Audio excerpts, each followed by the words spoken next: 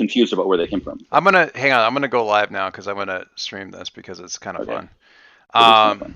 So where did I put all that stuff? Okay, so the one you're talking, Mo did the amazing like The portrait of all of the us. struggle bus group portrait thing with Yeah. mother lurking in the background. Holy, the amount of details in that didn't picture. notice that until somebody pointed out, and now it's all I can see. It's like, ah!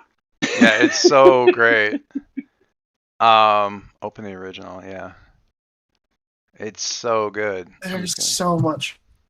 There's so much going on there, yeah. Oh yeah. Well, both of those are amazing. Like, it really makes me want to bust out my sketch pad again. Like I used to be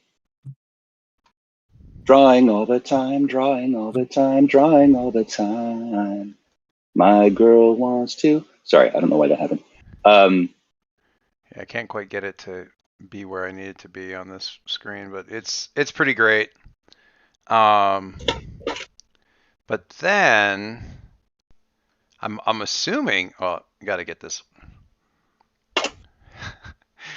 I'm still pretty happy with the meme thing I did for Birthright. Oh, for Birthright. Yes. How do I look? Do I look good? Was that hot? It's just okay. I love a good text meme. That's good. So stuff. One of the things that I did notice as I'm like, so I've been looking at the one that Mo had made, and I've been looking at like everything that's going on in there, and I love each of the characters' eyes, how they're the same style but so different. Like you can see different personalities in each of the eyes and the way they're drawn. Yeah, it's funny. Like, I've used charcoal. This is charcoal's thing. So this is if you scroll back up a bit, Frank, in the character pics, you see yes, sir. the one where like there's a picture of the cuttlefish circling around. Those guys, yeah. So I've had charcoal do, but she was very nervous about this group of pictures because she doesn't draw boys ever. Oh. She will not. She just generally doesn't draw boys, and the only reason that she I think was really willing to undertake it was because we've worked together on other stuff in the past. Because she did all the characters from my kids' mass game. Yeah. They're all girls, right? And she's actually had people like, do you ever have problems with people accusing you of having the same face for like every character? And I'm like, dude, you just look better, look closer, because everybody's different. Yeah, I like Birthright's ponytail action. The paint on Mitzi is great. See, and that I love the subtle details like that of like the paint on her face, like and like everything about it is great. Also, I'm gonna be 100% honest. Perry's straight up looks like he looks like Doctor Who. I mean, well, that's a bit of the vibe. And you know what's funny is looking at the miniature, because I use the miniatures that we've come up with as like an image model. How you doing, Dingoes? We're going through. There's some Christmas holiday art that was commissioned, so we're kind of nerding out over the cool New Year's art, or holiday art. So, yeah. So she was looking at the miniature for one of the miniatures for Perry with the Rubik's Cube, and he's in this kind of a coat, this suit, the kind of thing, right? And she could not get a really good angle on what the hell the hair was supposed to look like. So Perry took longer than anybody else because she couldn't get the hair right. And I was like, and she's like, I don't know this one and that one. I was like, just put goggles on him, shove him up on his forehead, fixes the whole thing, and it gives him goggles as an added bonus. And she's like, oh God, that's perfect. And she literally, I'm not even joking. I said, I wish I could show you the timestamps on this because I said, why don't you put goggles on him? And she sent me something 10 minutes later. Yeah, seriously. It was minutes later, fully done up with the goggles and everything, and the hair pushed back underneath and all this because she was trying to do like this sort of spiky forehead thing. And it was all pushed back and shoved back clearly up underneath the goggles, and she's like, "Oh my god, it fixes everything." It was great. Yeah, no, he is like mod metrosexual. He's got, he's like, he's got it going on. Which is 100% what I aspired to be in high school and never could. But yeah, the Doctor Who vibe is strong. Yes. The cuttlefish thing, I literally just sent her a picture of one of your pictures of the cuttlefish. Mm-hmm. Dingoes is trying to catch up at double speed to see the art, which I think is hilarious. Yeah.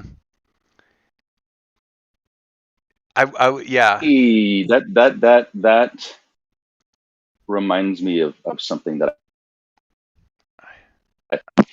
sorry, let me turn this flipping alarm off so that I can stop. Sorry, so I'm back. That might be so Revenant, who needs a new superhero name, doesn't have Bill and Ted anymore. Kinda, maybe.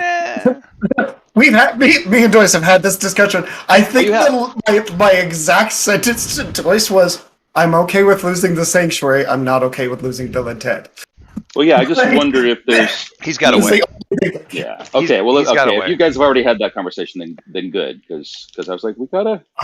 People need their security blankets in whatever form. There would be a quest to get Bill and Ted back. Right. I would figure it out. No, he's got a. I don't know how many more potential you need to get your next advance so you can pick up Come On Lucky, but. Oh, I think I'm pretty far away from it still. Oh yeah. Yeah, I'm still 3 away. Oh, that's 3 failed dice rolls. That's easy. That's easy. Hey. Okay. Whoa. Gonna be an interesting session. So I could mark potential by using team selfishly. Yeah. Because that's probably not going to happen though. Let's be real. So anyway, the art is amazing. I've used that artist. My daughter actually follows her on Instagram. Oh yeah, the art is so cute. Isn't it? So good. I used her for the art for my daughter's Phoenix Academy game. And actually that was what gave me the idea, because I gave them the thing I needed to do though, which I haven't done yet, and I need to, not to ruin the surprise, but I can take the art, because it's a transparent PNG, and I can put it into the character sheets. So I can actually send you guys like a delinquent character sheet with like Caleb in it as the character sheet. I just haven't done it yet because That's amazing. Yeah, it'll be a hoot. I just forwarded the art that I finally got through the email. So yeah, I went to my spam box and I was like, okay, I never got it. She's like, check your spam. I was like, oh, there it is. Yeah, once I get it into the PDF, I'll send you over a PDF of your playbook with the character sheet. And you can. The thing that you lose on, and I didn't realize this for the longest time because I only ever really played online. The thing that you lose track of on the, or don't maybe don't realize in the playbooks for masks. I'll show you what I'm talking about. Is that pretty much everything in there is meant to be folded. So like the basic move sheet, if you print it double-sided with the like more advanced moves, they're meant to fold. So when you get, where's my camera?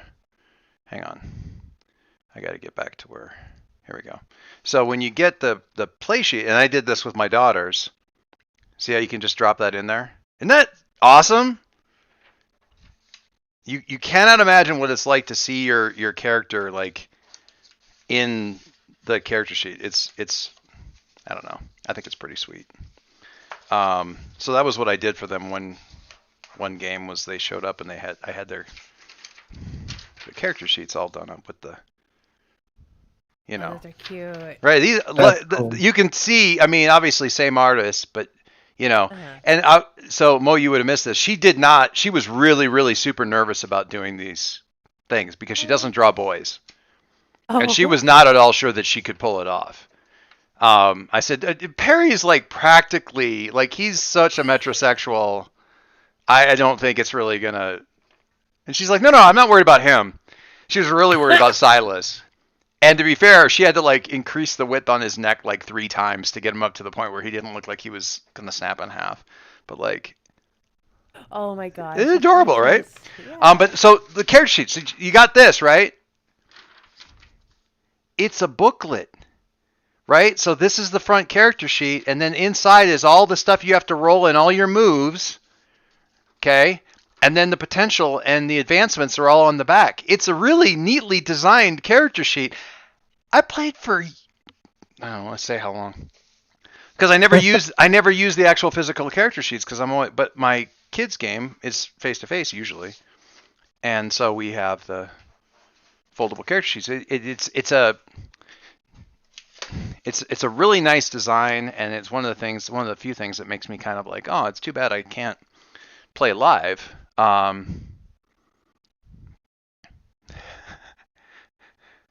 Dingoes was trying to get caught up on one of the art, so he's watching it at double speed to get caught up. And when he are we live? We're live.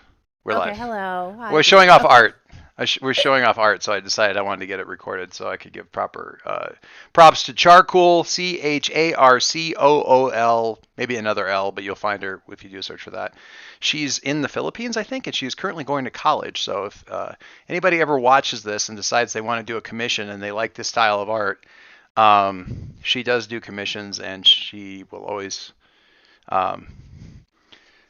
I shamefully overpay her, but that's because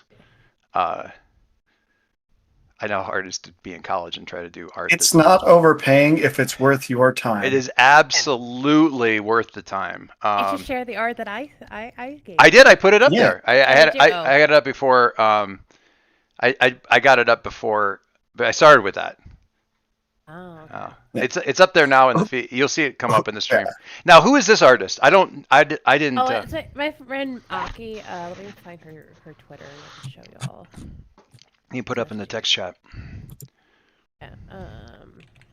So yeah, tip for GMs and players, especially if you're playing remote, one of the finest holiday gifts that you can get another person is commission art of their character or do art of their character. If I could do art, I would have done so much already because I have so many.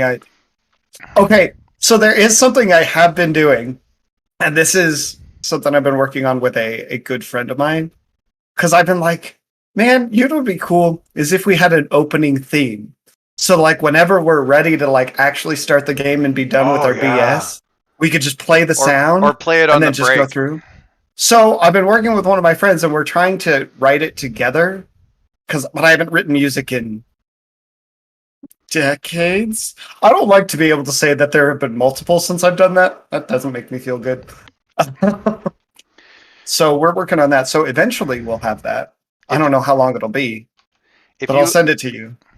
That'll be awesome. We'll use it as the interlude music. If you talk about making presents for like, your fellow gamers and stuff, I'm just spamming through this stuff on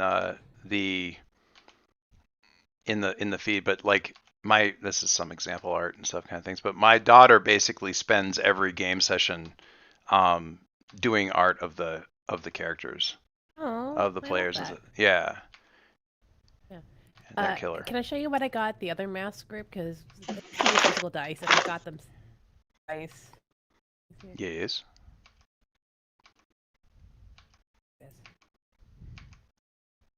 It's kind of funny if you actually look at the art that she's done of the characters, like in sort of chronological order, you can see her getting better.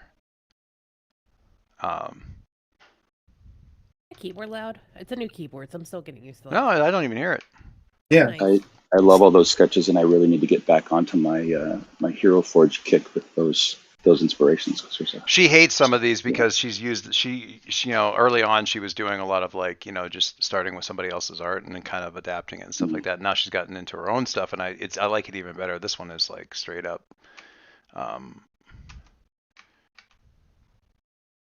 That's super cute. It's really funny, and it's fun to watch her get better because like some of the older stuff, she hates seeing some of the older pictures, which is like, oh, that's how you know you're getting better, sweetie. Like that's how you know. Yeah. And then there's this actual. This is like probably the most accurate picture, like sweatshirt for a Nova of all time, which will come up on the feed here in a second if you're looking at it on the feed. But it's sorry. I lost you. Yes, that's because I was talking directly into my mic loudly, and I was trying not to deafen everybody. Oh, gotcha. So I muted for a second.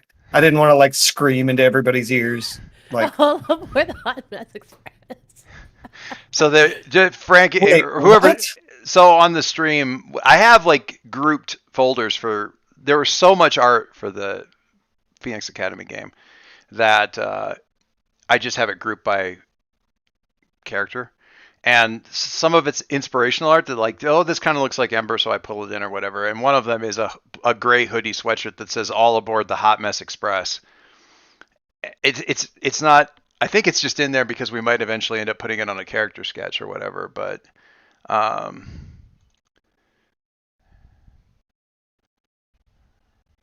it's good stuff.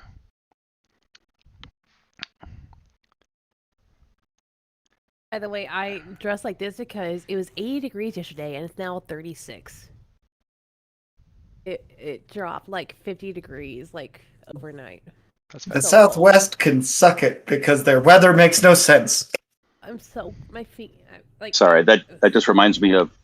We invite you all to come to Texas. Like seriously, it was a high of 80, and then like I woke up this morning and it was 26. I was like, why? Yeah, it's been occasionally in the 40s here. I just wanted to say that in front of us. It was negative. It was -5 yesterday before the wind chill. I mean, come on. Oofta. You choose to live there though, Joyce. I live in Texas. I don't choose this weather. I had to when I was home for the holidays. And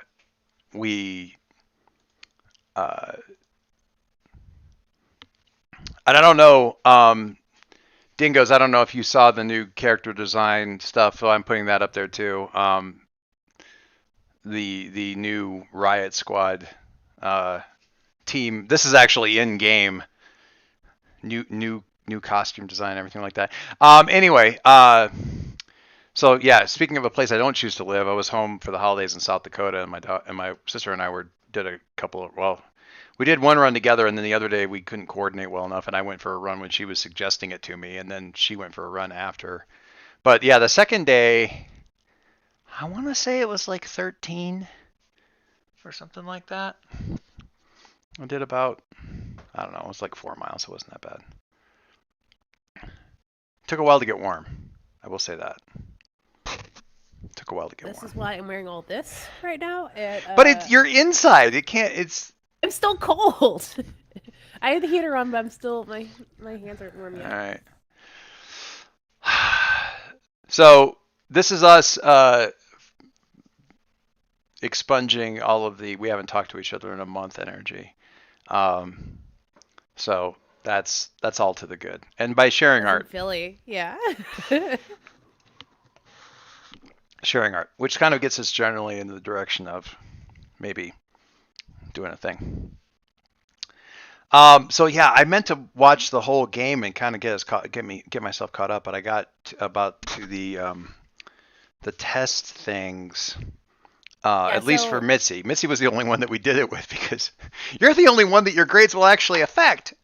I'm the only one with parents that like. Oh, I got it.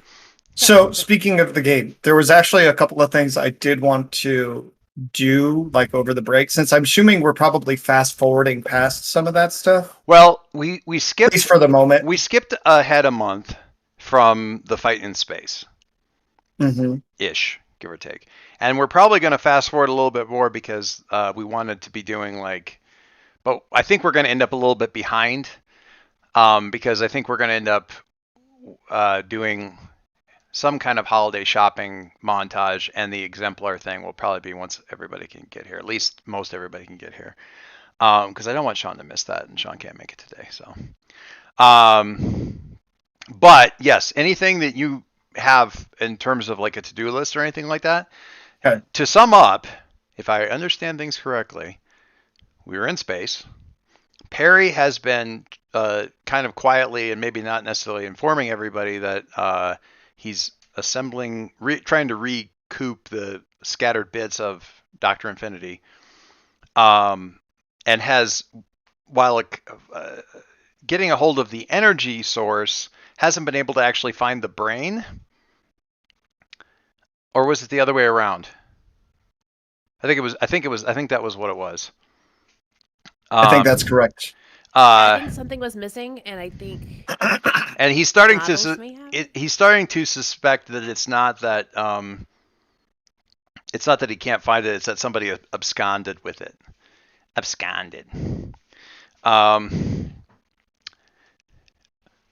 Caleb has been getting training with his music teacher, who's also a sorcerer and worked with his mom once upon a time, and has occasionally tested his abilities with, at least once with Silas, like, I need you to hit me as hard as you can. Which it just sounds like such a Caleb sentence too. I mean, just I need you to hit me hard. Oh. Also, Caleb is living with Mitzi right now. Oh, and Caleb is living with Mitzi. Key important because he's homeless because the sanctuary won't let him in, or possibly doesn't exist anymore. The door is still there in the closet, which it wasn't. I mean, the closet did not originally come with the door, but the door is still in the back of the closet, but it's not doing anything. So that's a thing.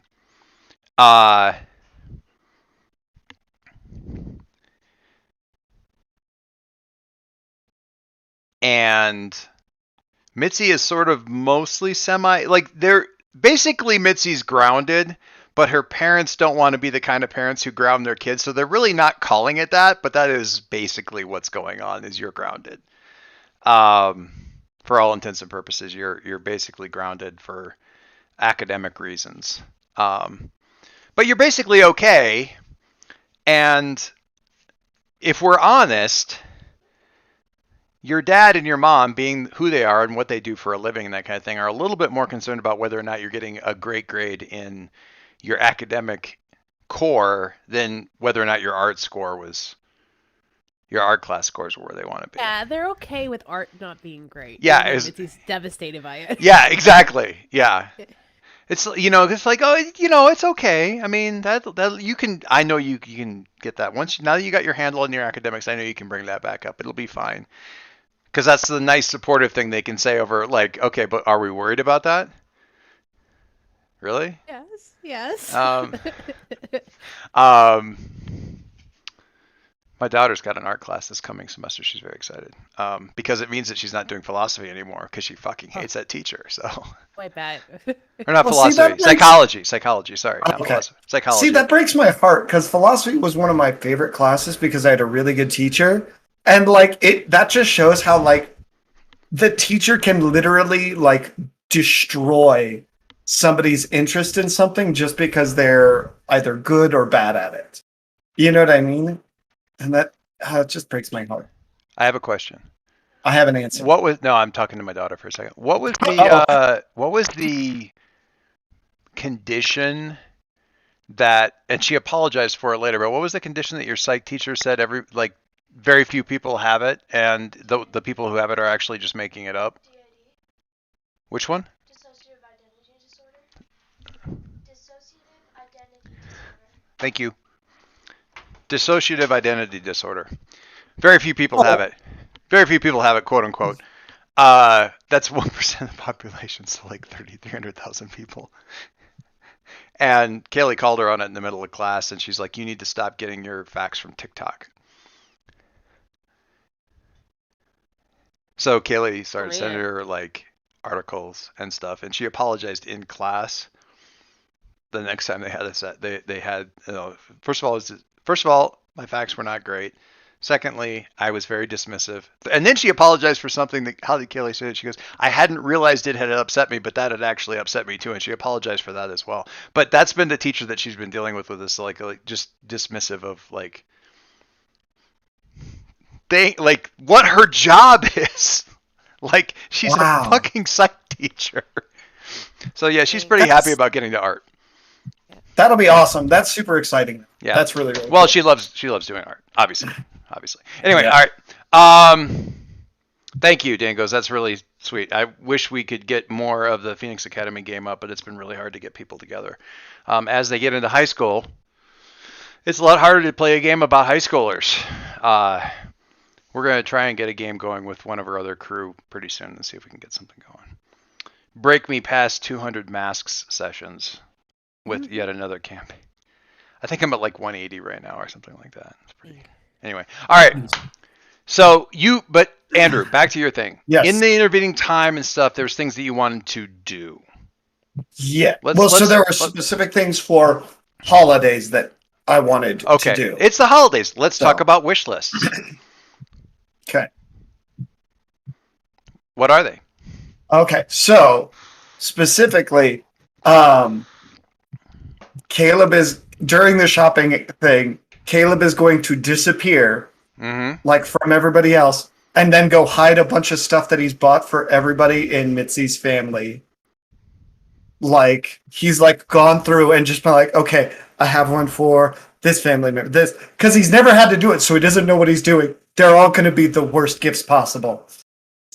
Intentionally, or you just decided that Caleb is terrible at doing gifts? Caleb has never had to buy gifts for anyone in his whole life.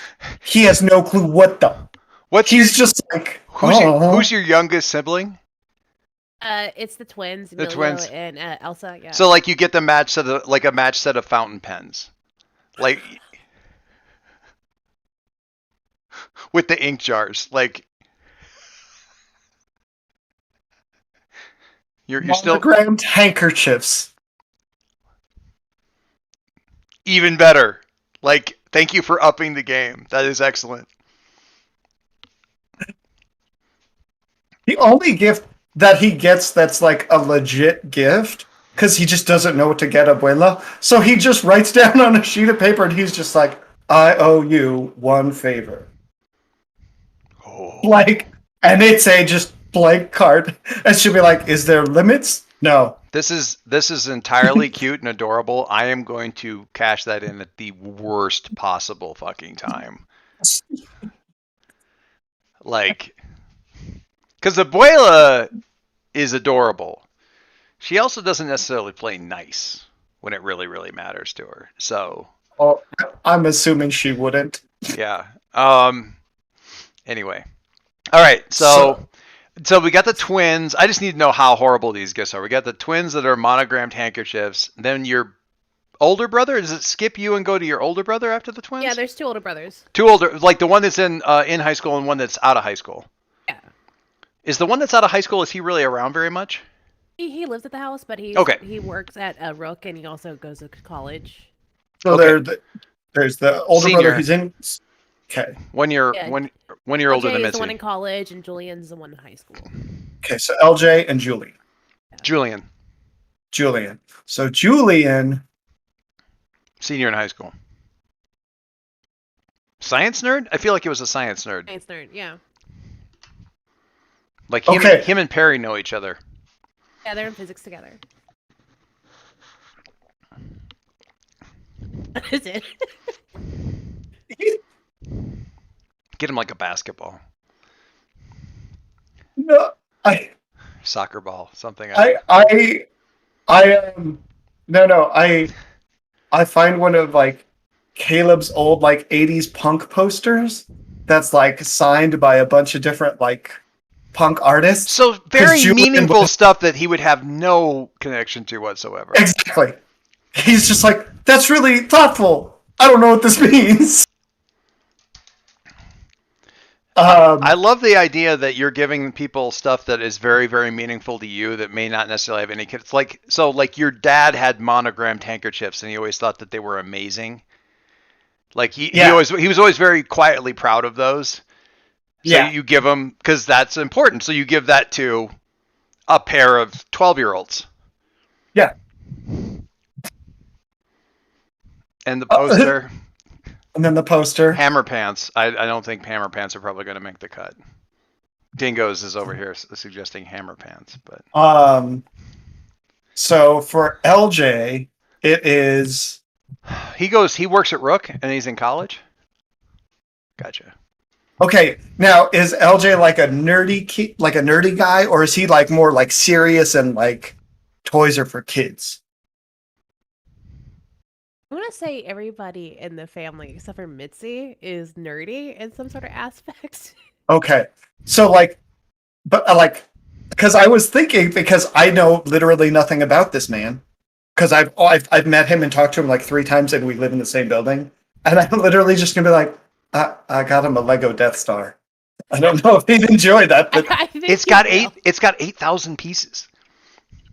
He's also gonna be like, when do I have the time to build this? Oh, you have all this free time, right? There you go. You're not the second Lego set that's been given to that house by this team. If memory serves. Yes. Mm-hmm. What was the other one? It was the bonsai cherry tree. Oh yes. Oh, right. There's a Lego tree house that I want. Oh my god, it looks so cool. Anyway, what about Mom and Dad? No, that would be one of the Lego architecture buildings. Like the really like fancy ones that are supposed to like look like the real buildings and stuff like that of the Burj Khalifa. That would almost accidentally be a really good present for the dad. But it's not for the dad. Of course not. Maybe I just like the idea of them trading afterwards. Like the kids give the monogrammed handkerchiefs to the dad. No. Oh, that's amazing. So the dad, and this is going to be funny because I don't see the dad as being a huge poetry guy or even a Henry Rollins guy. But I get him a book of Henry Rollins poetry.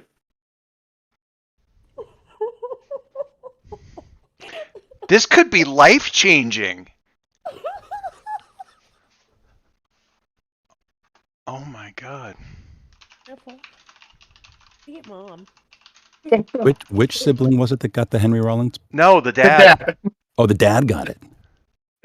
Yes. Ooh, and now he's changing Rook from the inside.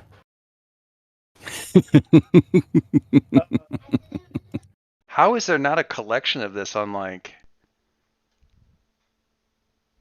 Henry Rollins has a show on the local NPR affiliate that you can stream via kcrw.org, and I love Henry Rollins. his show is great for the music and amazing for the anecdotes and personal stories. He's so good. I'm leaving that open. I'm leaving that open to purchase later. Okay. Because I need to know how this is going to affect your father. Oh no. Yes. Oh. Where'd you get Mom? Okay, so here's the thing. I need to know what are Mom's interests? Because I'm assuming that we've been living together, so I'm starting to learn like what she's into and stuff like. Wait. What does she do at Rook? She's a pharmaceutical. Okay. Okay, is she kind of a no nonsense person, or is she kind of like is she kind of like just like a mom? Is she like a cool, like I need to know a little bit more. I would say she's very caring, very loving, but also kind of like, you can play around, but you gotta knock it off after a bit. Like, you only take it for so far. Like, you know what I mean? Like, she's just like one of those like. I feel like she is an absolute fucking death knight in racquetball. Like on the weekends. Like it's like like she like her sport of choice. Her sport of choice is like racquetball or squash or maybe even pickleball or something like. But something. Pickleball. You know what pickleball is? It sounds familiar, but I know racquetball. Pickleball is like they made it up in the 60s. It's gotten really popular lately. It's sort of tennis crossed with ping pong, kind of. It's on a smaller court, and it's basically tennis on a smaller court, and the volleys can be extremely intense and very quick. But tennis as indoor soccer is to soccer. It's just like, Wah! It's very. If you took racquetball and said, let's just make it on a small tennis ball court, it's kind of like that. But like racquetball or squash or something. Handball. Handball. Ooh, handball. Just something like, kind of active, a little competitive, because the kids are also in sports. So like she's just, I feel like she's like a tennis mom. I feel like she's always wanted one of the kids to get into tennis, and none of them have. But she's tried. Like every single one of you has a tennis racket out in the garage. From the time when you were when they tried to get you into tennis. See, is not. See, it could be tennis. It could be tennis, but I want it to be like more of a okay. Do squash then, like brutal like. Because this would be funny to me if she's kind of sporty, like not even really sporty, but even just a little bit. She's probably not a huge like punk person or something like that. So I got her a vinyl of Susie and the Banshees, and they do have a turntable. Yeah. So I got her a vinyl of Susie and the Banshees. So this is canon, all right? She will put that on and play it when you're like doing stuff in the kitchen when you're around. She will purposely go and put the vinyl on just to play it so that you know that she's listening to it. Apparently, I'm channeling Dingo's mom with this one. Well, I got the picture of her. I mean, that picture, she looks like somebody who's probably... Hang on. Did I delete them? No. I'm never going to be able to find... I should probably, save them to the spreadsheet or something. Hang on. Did I get Mitzi's mom? Yeah, because you had to put her on the... I did at one point, but... Oh, there, Mom Ramirez. If you look at this... Hang on. I got her. I'm going to get her back in the... Hang on.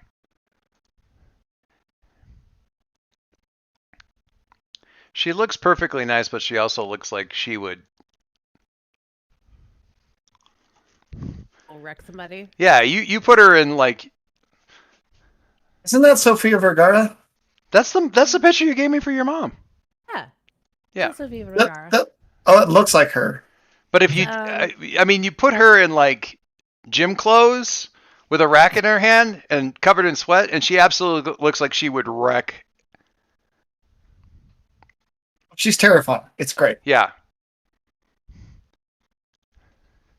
She also looks like she'd be absolutely terrifying with the the completely dead in the eyes PTA handshake and smile with the woman that she really doesn't get along with.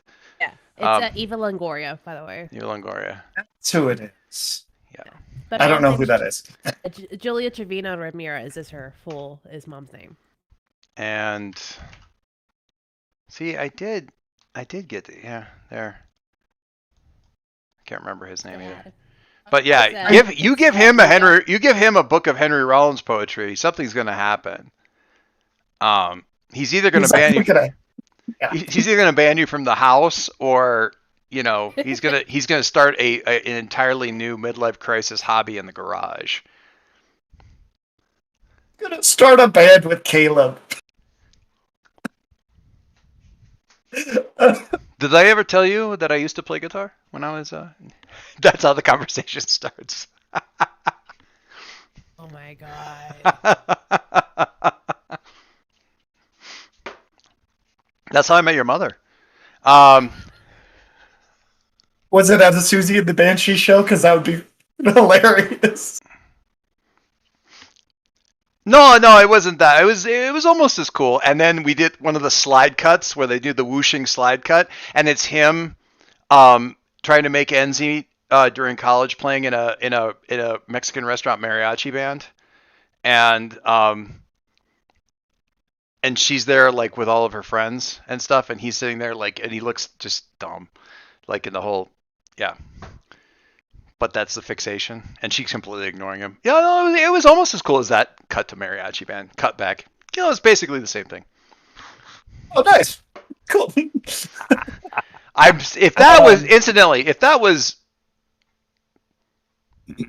was racially insensitive, please throw something at me. I hope it wasn't, but I kind of like it. Just as fine. when I think guitar, when I think badass picking guitars. I think fucking mariachis, man. Nobody's fucking faster on strings than a mariachi. And also, it could have been while he was in college too. So that's what I meant. Only Like while he's like working part time at this That also exactly. He's doing college. Like they met in college. Yeah, we met in college. I was in a band. I want to see Caleb's mind. He just doesn't want to say the first time Dad hands him a 12-string, which he's probably never had in his hands before. Would that be a thing? Wait, what's Caleb's instrument? Or is Caleb's just singer and he's got lyricist, right? I think he has most of the instruments, at least a little bit. He's like hanging, Like I've got them all. I just don't. As my friend used to say, I'm equally bad at basically everything. Oh yeah, I love that. The one thing he doesn't know how to do is he's trying to learn how to play trumpet. There was a bit in the John Cusack movie that has Jack Black in it, where Jack Black is trying to sort of quietly form a band in the background. He's like they run like a record store. I can't remember what it's called. High Fidelity. High Fidelity. There you go. And this guy finally comes in, and I think they actually got. If it wasn't him, it looks like him, but it looks like they got like Slash, to basically come in and be a guy who wanted to, and like, hey, I got a poster, and I wanted. It's like, what do you play? And Jack Black, who in this his character just sings. But the guy's like, so what do you play? And he just goes, nothing. Like, because, and you immediately get that in the shorthand of indie garage bands, everybody will just understand that means that you sing. Like, if you say you don't, like, you want to form a band, but you don't play anything, you must be the singer, right? I just kind of like that. Anyway. Wow, we got way into Mitzi's family there without Mitzi being involved, which I think is hilarious. I think that's great. Now I want to learn more about about his family, because how in the hell did he learn 12-string? I'm reminded of actually from Desperado when the Banderas that the bit where he's having like a dream sequence where he's like playing with his old band, and the first little run that he does. Still one of my favorite bits of guitar stuff in general. I want to see this as a Dinkos is over in the chat. Have you met my? I want to see this as a rom-com, like their college days, mom and dad. This is a superhero role-playing game. I just want to remind everybody that we're handing out fucking Christmas presents and talking about back history for everything. Although, yeah, the most terrifying gift is I owe you a favor. Yeah, for Abuela of all people, yeah. That's also a gift for you, Doyce. Thank you. And happy holidays, really. Merry happy holidays. All right. Merry happy. So you're doing gifts for all of Mitzi's family over the course of this stuff and doing all this stuff. What other let's talk shopping lists or wish lists with other folks. So what about Mitzi? What about Clarity? Or Mitzi? Either one. I feel like you more than anybody else really carefully delineates those two roles. Yeah, because she wants to keep them separate. She needs to check in with Zhao because Zhao is probably going wild with stuff now that she knows. Mitzi's trying to like put her in like a headlock, like shut up. She, you didn't pick it, but you still might. She's sort of gone off on her own as like an independent operator. Like she go if she can't be your actual PR person, she will be the rabid fangirl that drags the rest of the internet with her. She starts the book club or Sister, I am going to be the grain of sand in the oyster that this pearl forms around, and Oh no. Yes. And I'm also going to be the pearl, and I'm also going to be the oyster. What? I lost the metaphor there, but it's going to be awesome. And you just gotta. Anyway. Yeah. She has stopped short of like making requests of.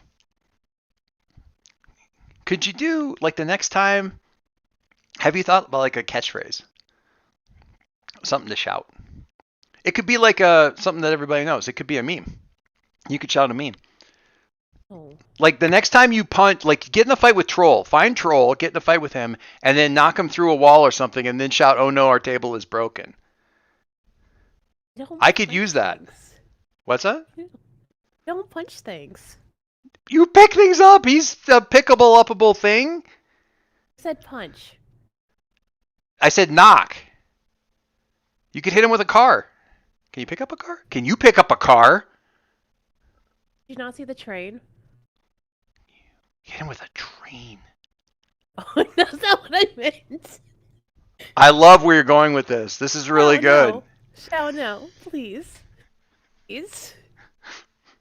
Yeah. What I need is for Zhao and your grandmother to...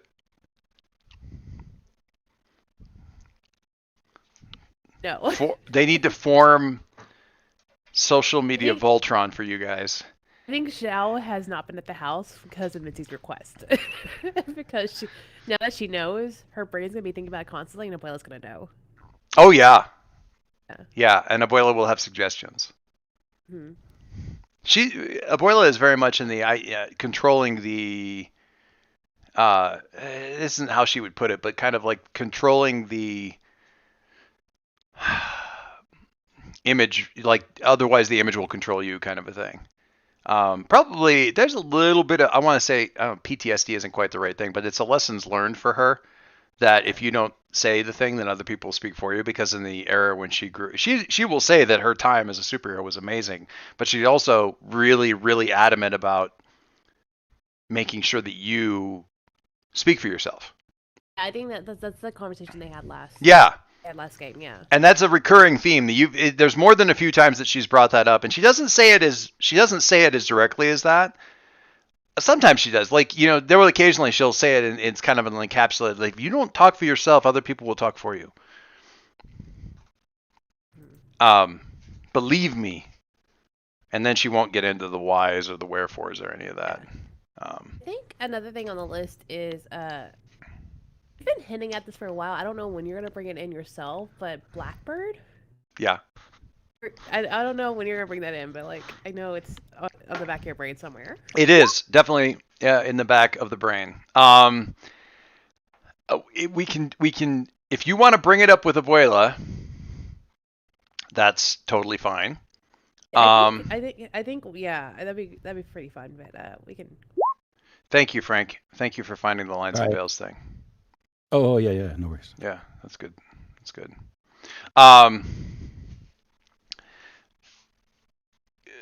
Sorry, I got distracted by the beep of the message coming through. So what was, did you want to have the thing with Abuela, or?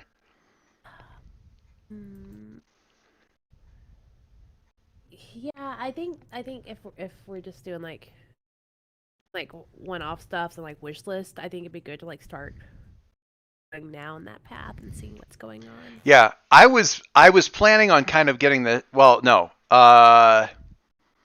If you have a game plan for that, then we can. I have a game plan for it, but it's for the announcement. Okay, then we can wait. We can wait. Wait. I want to look at and see what Sean said here real quick. Sean said in January. All right, 1 second, I work. All right. I don't want to do the exemplar announcement without him there. Yeah, exactly. So that can totally wait. Okay. I do have an idea though, and I think I can do, because I was going to do it at that point, but probably not. Yeah, because Blackbird's definitely a thing. Did you draw out like this massive family tree at one point, or did we just sort of talk about? I have it. I actually have it up right now. That was definitely a thing. Because Abuela isn't. I need to establish this because I think this is the thing. I think Abuela isn't Abuela for Blackbird. I think she's like a great aunt. Yeah, so she's on the other side of That's all I wanted to know. Is she on the dad's side of the family, or is she on a different branch of grandma's side of the family? No, Blackbird's on dad's side of the family. Oh! Yeah. So she's a nosy great aunt who is only kind of like an in-law great aunt. Oh, we said okay. So which dad? I just put that. Oh, let me look. I just put it up. So Maria Teresa is. We gotta look at this. This is girl. critically important stuff. Okay, look, I'll point you through it. You got it up right now? I got Mitzi. Okay. So Julia and Luca are the parents. Yeah. Blackbird is Bianca over here. Okay. Which is Dad's grandpa's ex-wife's child. Because once he found out there was powers or whatever, he decided to ex-nay that and went to a different family. And basically just go and... Okay. So Josephina is Mitzi's. So Bianca's So Abuela is Maria Teresa? Yeah.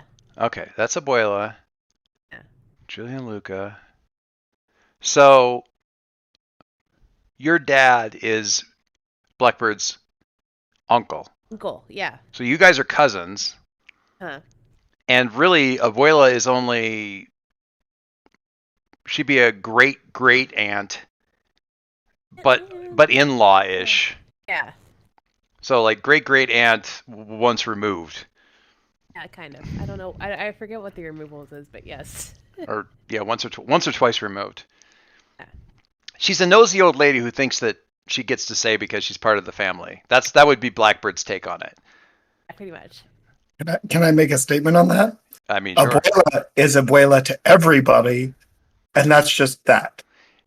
That's not Abuela has been putting that in my head for the last month. That's true. I think Blackbird would probably push back on that because it's not her Abuela. It's not her Abuela, and there's that sort of. It was Martina, who was married to Daniel, which was Mitzi's grandpa on her dad's side. However, Daniel left Martina and married Josephina instead. So it's so she's even.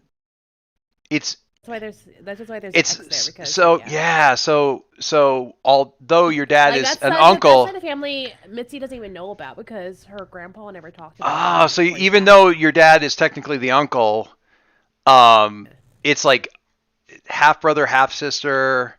They never really hang out. Never met. Once all that happened, grandpa separated from his Martina or his first wife, and then his two daughters, he didn't ever talk to them again, and Mitzi never knew because family drama. Yeah.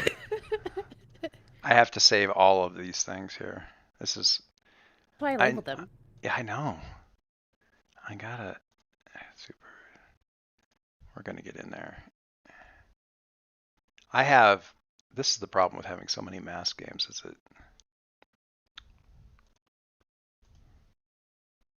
Also, this is connected to the spreadsheet too. So. Oh, I didn't copy the comments. I'm an idiot. Oh, I'm so dumb. Hang on. Copy the comments. Otherwise, what's the point, you nitwit? So as we're doing this, I keep realizing that Caleb is going to buy so many gifts today. Oh God! He doesn't know most of her family. Yeah, you wouldn't run into most of them. No, yeah. I'm talking about I was oh yeah, Zhao. I got to get Zhao a gift. Oh, I got to get the Lilac Wizard a gift. Ah, crap! I still haven't gotten Perry, Mitzi, or Silas gifts. Crap! And then I'm just gonna put a bunch I'm actually legitimately flashing back to my own Christmas because we had so much last minute shopping this year. I don't know why it was so hard to buy stuff for people this year. It was you guys were taken care of before anybody in my family was, because we do, honestly. It was art. Love art. I was oh, did you get your brother's girlfriend or anything? I was she called name her by name. I was who? It's name's Katie. She's Katie. I was who's Katie? And she's that's Luke's girlfriend. I was did not know that. Did not. Sorry. Did not. Not a part of the family that watched. Did so. not do that thing.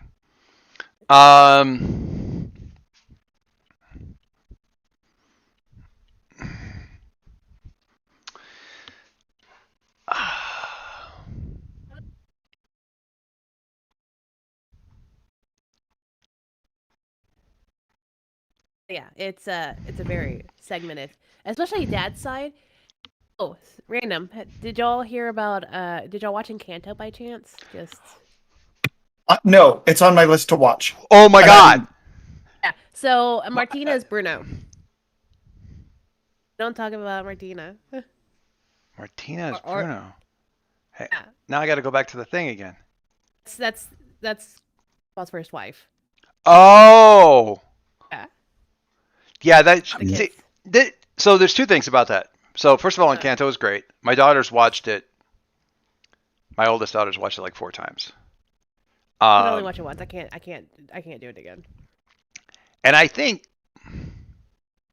I have noticed that there's a different level of.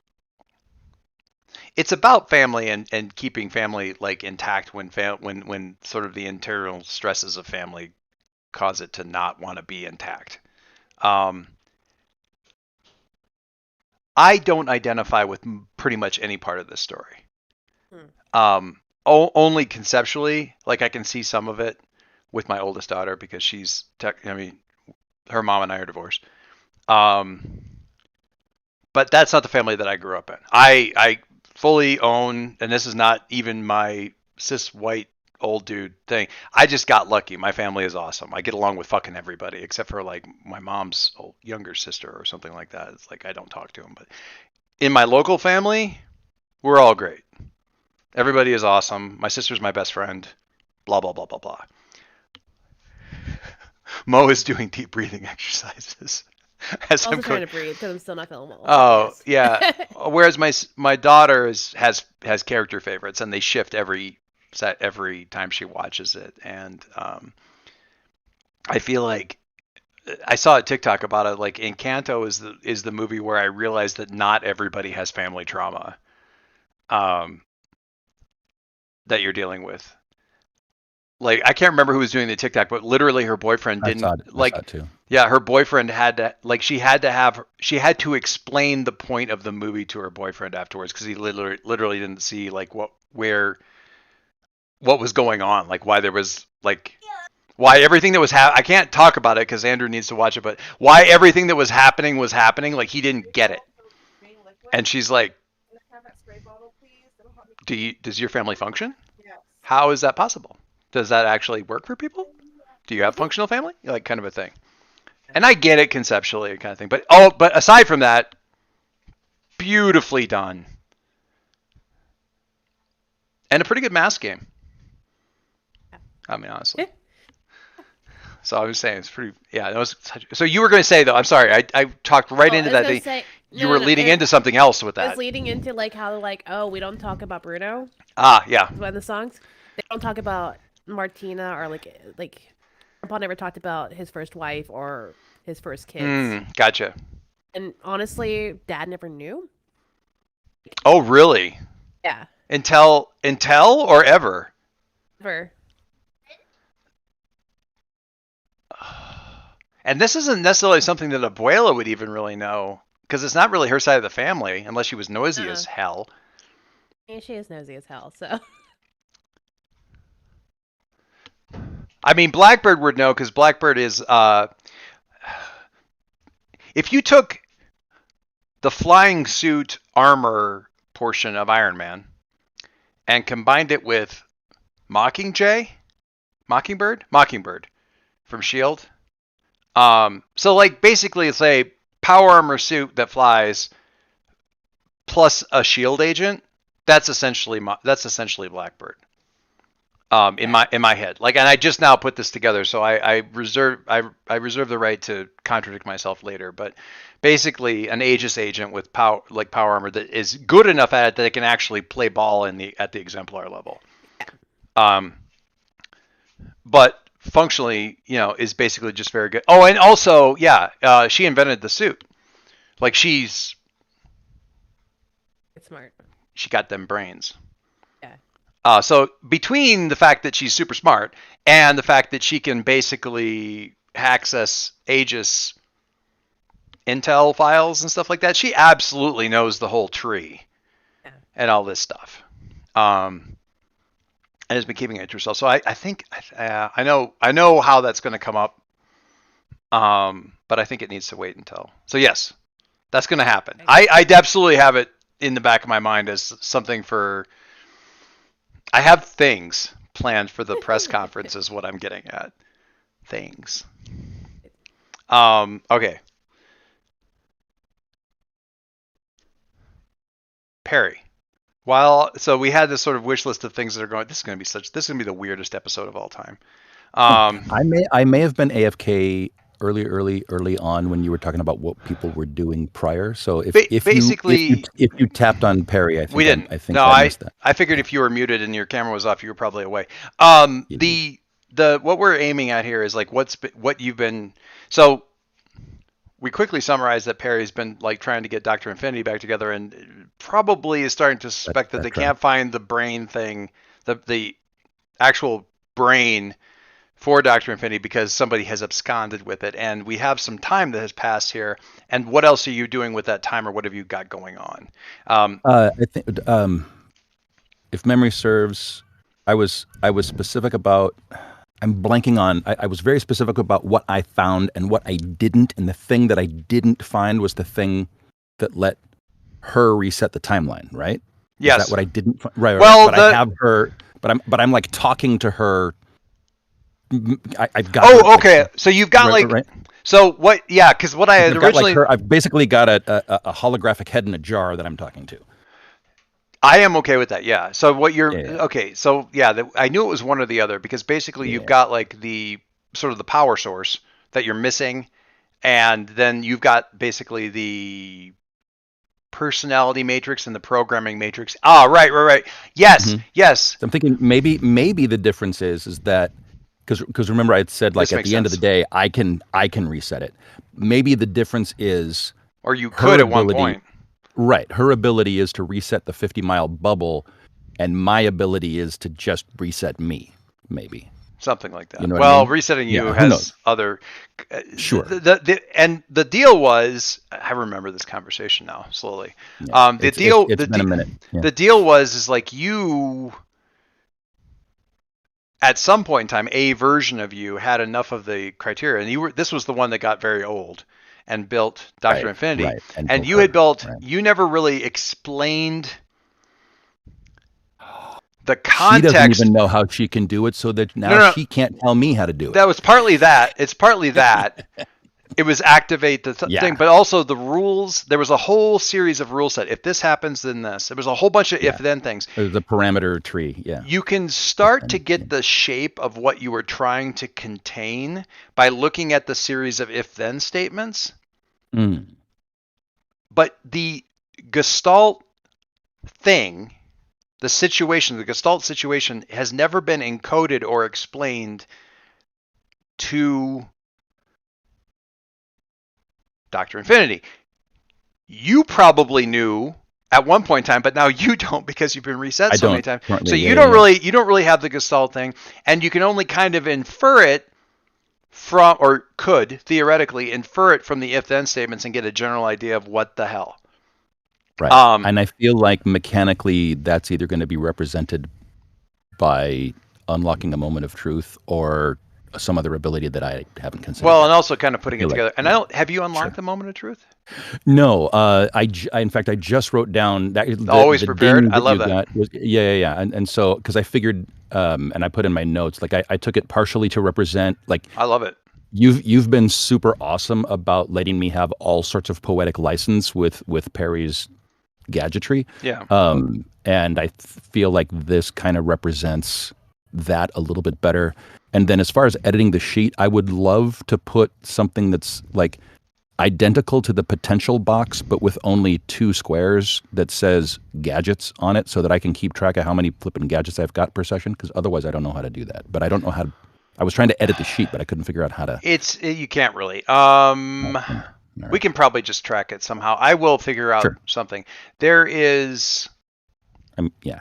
I mean, I can put it in my notes section too, and I can clutch it. What I would do, let me look at Perry's sheet here real quick, because you had a thing to buy here, so I'm glad that we're getting this out of the way. I think, and I don't know if Silas, if Birthrights, it looks like he's done with Mark II. Good. So what you can also reflect like Perry making him a new suit for his, new. What you can do in just as a super lazy hack, what you can do in the always prepared thing is just I'll put it in here so you can see what I'm talking about, because this will there. Oh, nice. And then you can just like it goes in. Got it. And then you can just uncheck one, like if you get it or don't have it or whatever. Gracias. Yeah, that can be a nice, easy way to do it. I'm sure if we apologize for my terrible Barcelonan accent, that was bad. If we grab the whole, if we were to grab the whole brain character sheet, it would probably have the thing in there, but I'm not going to worry about it for right now. Yeah, I hear what you're saying. Okay, cool. Yeah, because that's borrowed out of the brain, right? Which is about half of what Perry is anyway. Yeah, that's where I looked first. So yeah, in terms of what Perry is doing. There was another thing I wanted to touch on earlier. You mentioned the meme of does this look cool? Am I good? Is this cool? I got a little blood on me. Is that hot? Yeah. Something that happened last time with hey, here's our new suits. Oh, we're going purple and yellow this time. Yeah. Awesome. Moving forward, I'm thinking that Perry never gets the team name right because he's always using a team name from a different memory. Who the? Love this so much. So I was just thinking that kind of dovetails with the. Oh wait, we're purple and yellow. Right, that was struggle. Yeah, we're not Struggle Bus anymore. We were Struggle Bus in high school. Jesus. Yeah. Well, yeah, this one's Riot Squad, and it's like, right. It's like Riot Squad. Like it comes in there. It's like, we are the outcasts. No, what are you, dude? We're not exactly. I thought we were Riot Squad. Why are we Riot Squad with 3 R's? Is it Riot Squad? The fuck? Okay. Exactly. Riot Squad. We're Riot Squad. Yes. Next time it's like that is now canon. Just so we know, that is a thing. We are Young Exemplars. That can't be right. No, that's terrible. Nobody's Young Exemplars. Was that even on the whiteboard? No, Young Exemplars. Like exemplars, a apostrophe in there. Young Exemplars. It's a whole and an umlaut. It tests really well. Right. Okay, so I love that. That's awesome. Also, as with what happened with the housewarming gifts. Okay. Perry, way back when. Okay, gotcha. Perry being hyper focused on all of this stuff with Dr. Infinity, not aware of passage of time, and oh crap, it's the Christmas party. What? Like, so. It's very much like it. I had too much going on at the home, or I would have mentioned like it doesn't matter how your friend drew the hair, because Perry like rarely, like he steps out of the shower fully clothed and goes blah, blah. You know what I mean? Like like the clothes are on point, but maybe so not much the hair. But the point is last second blip to the party, and then like quietly reaching like portal in my jacket. Oh, wrong counter. Oh, okay, shit, where's the? Oh, this is the Macy's. I thought Macy's was at a bit. How am I in it? Okay, no, it's Nordstrom. No. Okay. Merry Christmas. Oh my god. You know what I mean? Okay. So, why do I have a feeling he would pull out a Sears gift card? Oh my god! Kmart. Yes. Oh no, it's like Woolworths and Sears and Kmart. Don't forget Kmart. That's Kmart. Useful. Well, Kmart still exists in other countries, so that tracks. So what do you mean they're out of business in the United States? I was just that's Australia. Yeah. Oh my God. Does the 50-mile bubble being gone now mean that Perry can reach outside a 50-mile radius to grab things? Oh, yeah. I mean, we've established. I mean, within reason, sure, within poetic license reason for our shared understanding of this reality. But also, you're in orbit a lot. Ending up on another continent by accident is entirely possible. Right, exactly. It's like, oh wow, I've drifted. Wow, I didn't know there was an undertow in space.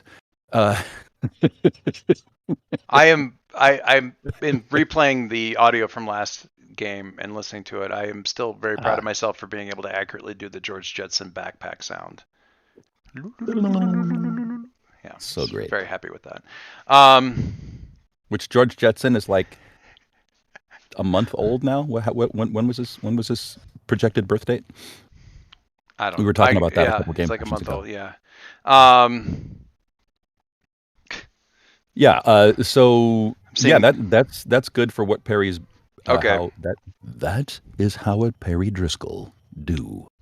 Okay. So.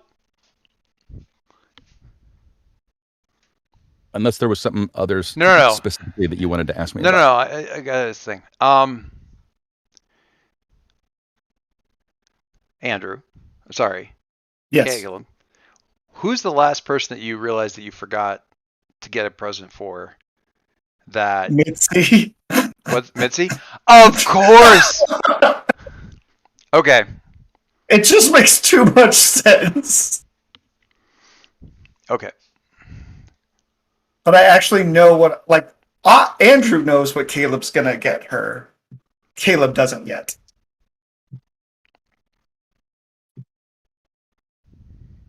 Okay.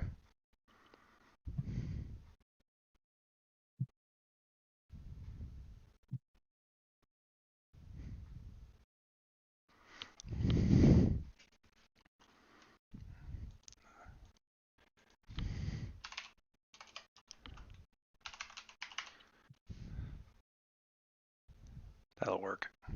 All right. So, I don't have a good picture for this. I'm going to have to use this one.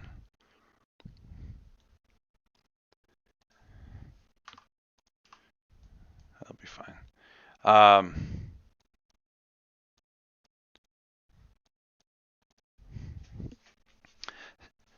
So the party's going on. Caleb is late.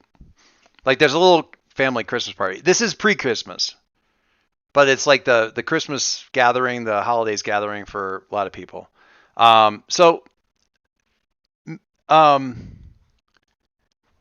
Mitzi, what are you shanghaied into as for family responsibilities while doing this little party? Because it's like people are being brought together. You've got like uncles, aunts showing up. So it's like every year, the week before Christmas or the week after Christmas, usually not the week after, the week before Christmas or sometimes 2 weeks before Christmas, the whole family kind of gets together and does like a big thing. Yeah, they do make tamales. Yeah. And it's like if the weather holds, it's outside-ish. If not, it's very. And this year is at your place. So, and the weather's probably pretty okay. Whoever's on outdoor cooking duty, if there is any outdoor cooking duty going on, is kind of coming back in and coming back, going in and out and refortifying from the adult beverages and that kind of thing. But when do you end up getting saddled with in terms, because you're one of the older kids now, so you have to kind of help. Yeah, I think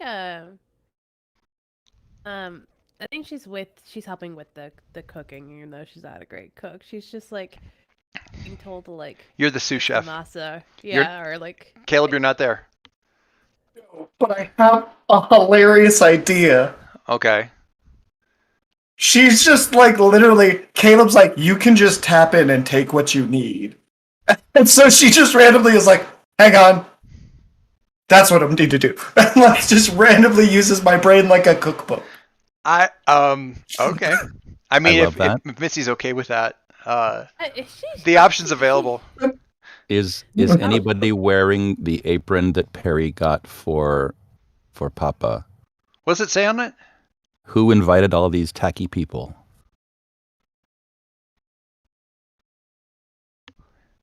I can't decide if he'd be wearing it or if Abuela would have stolen it. I feel like Abuela would have stolen it for sure. She has. Oh my God, that's so cold though. I love it. And I don't know if I told you, but when I pulled that out of my ass in that session, it's because that is absolutely an apron that my stepdad wore at many a church function, and he was the pastor. I think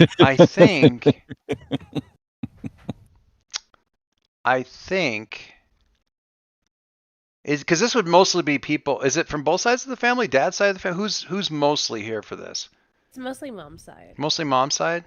I think dad's side comes because his side's a lot.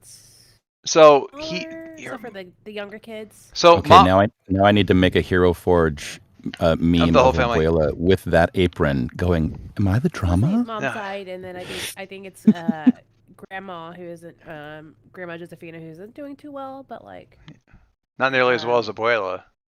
Yeah. So Raul, which is her uncle, which is one. Her uncle, she has two uncles on her dad's side that are twins. That's where the twins lines come from. Before this gathering occurred, and like when everyone's getting prepped up and stuff like that, there was a planning conversation that was mostly done in married people, like half syllables, between your mother and your father. At which point in time they agreed that mom has to wear the apron because it's absolutely being worn, and if he wears it, it's mostly his in-laws and that's going to cause drama, but if she wears it, she's just dissing all over her family, which is fine. So she gets to be the one who's throwing shade the entire time. That's how that shakes out. Abuela is wearing the apron equivalent of an ugly Christmas sweater. It has like stuff on it, like pinned to it and stuff. Like so. It's in the way, but but she will not like. There's like a wreath, in felt. With like the little beads and stuff. Yeah, it's great. It's one poinsettia. It's like it's a poinsettia wreath. It's very ugly. Just went like a full on like potted poinsettia that she just kept in the pocket because she's going to be obnoxious and you're all going to have to deal with it. Okay, so this is true. Like it's a week before Christmas. The mall is ridiculous. And the thing is, you're trying to get all of your shopping done because Silas has been talking about like getting out here and doing like a group shopping run kind of a thing, and you're trying to get all your stuff done so you could actually like not have to worry about it then and be cool. But so what you don't have to say what you're getting, but what are you? What store are you heading for Mitzi's thing? Who, me? Yeah. Oh. You said it was like she was the last one that you needed, right? Yes. So, because I'm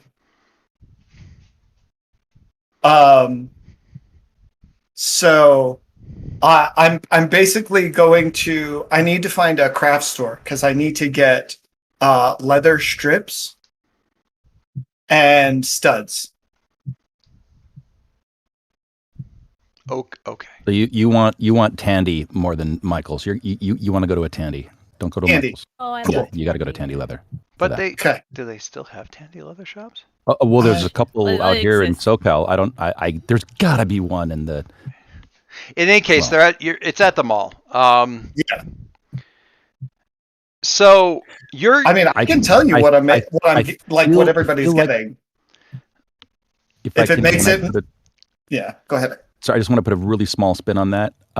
Tandy Leather doesn't bring in the kind of scratch that affords a place at the mall. They're at like the older strip mall and then not the greatest side of town. Like you have to get out there, and it's like it's the part of town that still has like the above ground power lines, that are still like the creosote poles. They're not even, you know what I mean? It's like that.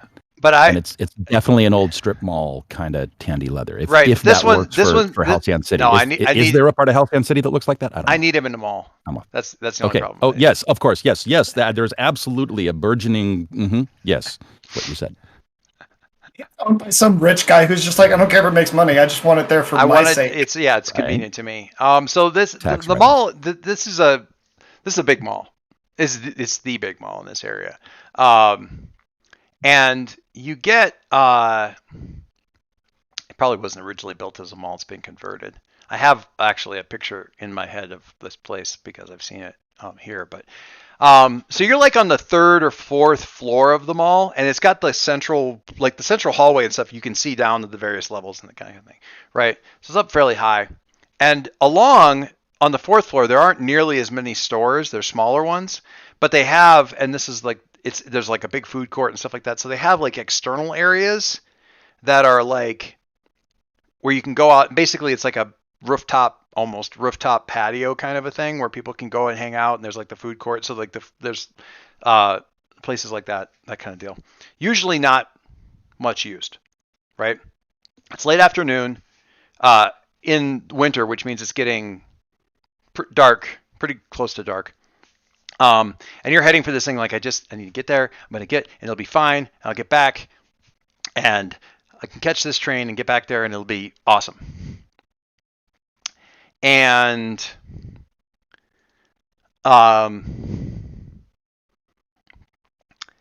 you catch sight as you're walking of someone out on the balcony on the mall, on the outside part of the mall. And what is the thing that catches your eye initially is the shimmer. Okay. Okay. And a lot of light sparkling kind of stuff. Thanks, Dingoes. And I don't know if you recall, but the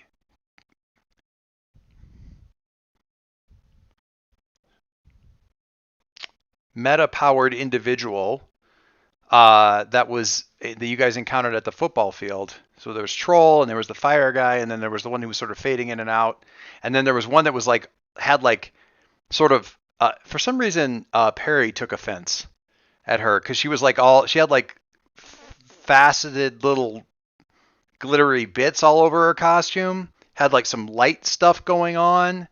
If I remember correctly, it was a Wish.com science fair mirror ball, Betty. Yeah. Wish. Yes. Science Wish.com mirror ball Betty. Yes. Yeah. Yes. And she's out there walking by herself. She's carrying one of her shoes, one of her 3-inch heels in her hand. And the other one she's walking on, but the heel is snapped off, so she's kind of walking on it flat. And she's just... So, I mean, this is after New Year's Eve, 3 o'clock in the morning, I don't know exactly where I'm walking kind of walk, where she's kind of just like that. Nobody's out there. All right. Oh, gonna ruin my shopping day. Whatever. All right. Just friggin'. I'm going outside and I'm gonna walk and stop right in front of her so she can see me and be like, "Hey, are you okay?"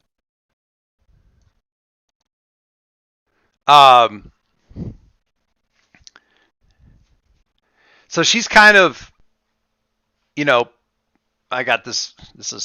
I use this for something else. I don't really, it doesn't matter. But yeah. So she's kind of by the time you get out there, she's kind of standing at the railing and just looking out the city.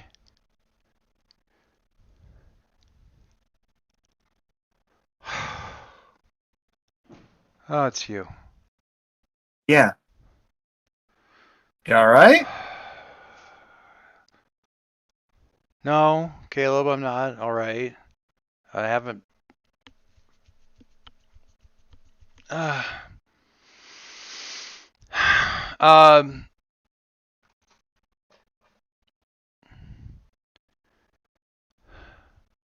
you having? I got headaches. Are you having the headaches? Not in a long time. Yeah. Do you need it? Do you need some like ibuprofen? No, I mean just things keep. I've got a whole. You should probably step back because nobody really. Have you seen any of the news stuff the last month about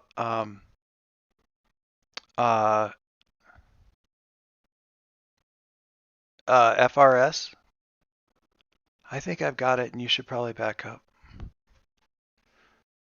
because you don't want to catch it. And nobody. Do you know? Have you? I don't know what that is. You're a kid, of course. You know. We don't. I explained it to you already.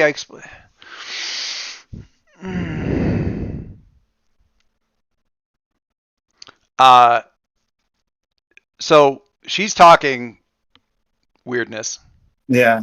Hang on, I need to type this out because I want to make sure I just made up an acronym, so I want to make sure that I remember what the hell it stands for. 1 second. I was gonna say something really terrible. What? Free-range syphilis. No. Oh God. And I was like, that's terrifying. That's not what he meant though. But like, I'm just gonna reset the timeline real quick. Nobody needs to hear that. Okay. Okay. Hang on. Let me. Okay. First of all, sit down. Sit down. Usually, it travels in social groups, and we've been interacting so many times the last. Now, What? I guess. I haven't seen you in months. She's just looking at you like. Sit down. Sit down. Sit down. I can't do this again. Sit down. Hang on. No, I think I'm going to sit over here.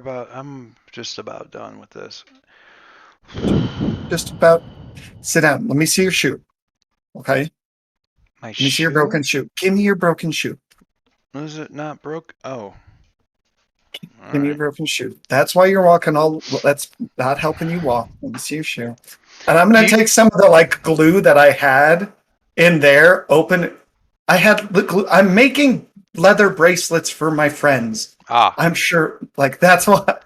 Like I'm like there's a reason, and I'm gonna actually like glue her like heel back on into place, and like hold it tight. And so I'm just sitting there holding it super tight. I was like, we gotta wait like 5-10 minutes for it to set, but then you'll have a good shoe again, and you don't have to walk all limping. And okay, I don't even know how it got broke this time. it doesn't matter. It's an easy fix. It's not a big deal. Okay. It doesn't matter. Yeah, it does. No, you always say this. It matters a lot. Like you can't. You're gonna catch a cold, Caleb. Like no, I'm not. This is a heated. I'm fine.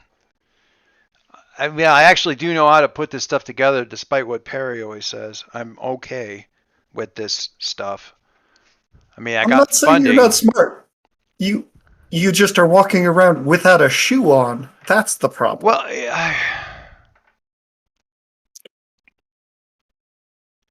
it's okay. We're fixing your shoe. It's not a problem. Okay. It'll be fine. Are we gonna? Okay, we're gonna do this. All right. It's fine.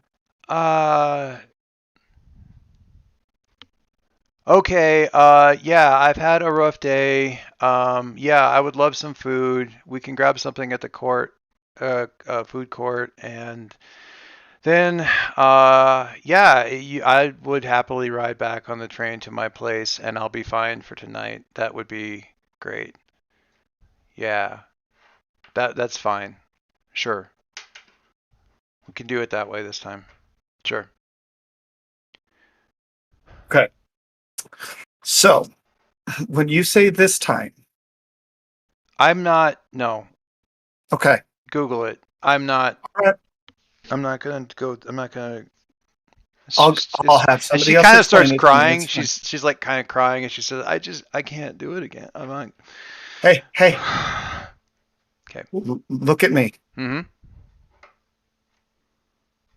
you're tougher than this. I've literally fought you. I mean, like we've literally fought. You can't tell me that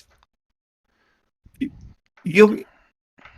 What I don't know what you're talking about though. This time, like, are you okay? Do you need something? You talked about me offering food. That is my go-to. I do offer food. I need it to. I need us to stop, and you said you'll help. I'm sure you always say you're going to help, and I just need it to stop. And so, Okay. But you'll help. I'm sure you're going to help. I'm just a little tired of this. And she goes like this, and she's like kind of rubbing her face, and she kind of goes, and she's got a little smear of blood, like from one nostril, a little bit. I don't know if I have any. Hang on, let me see if I have some kind of cloth. No, it's fine. It's fine. It's just a little. No, it's fine. The headache's not even that bad this time. All right, we're leaving. Come on, we're going somewhere. We're gonna go for a walk, away from people. Okay. Let's go. Come on. It's getting confusing. Absolutely. You're in color this time. It's fine. I'm sure it'll be. This is good. I'm glad I'm in color. That's a good thing. All right. Most everything. Come with me. In this one.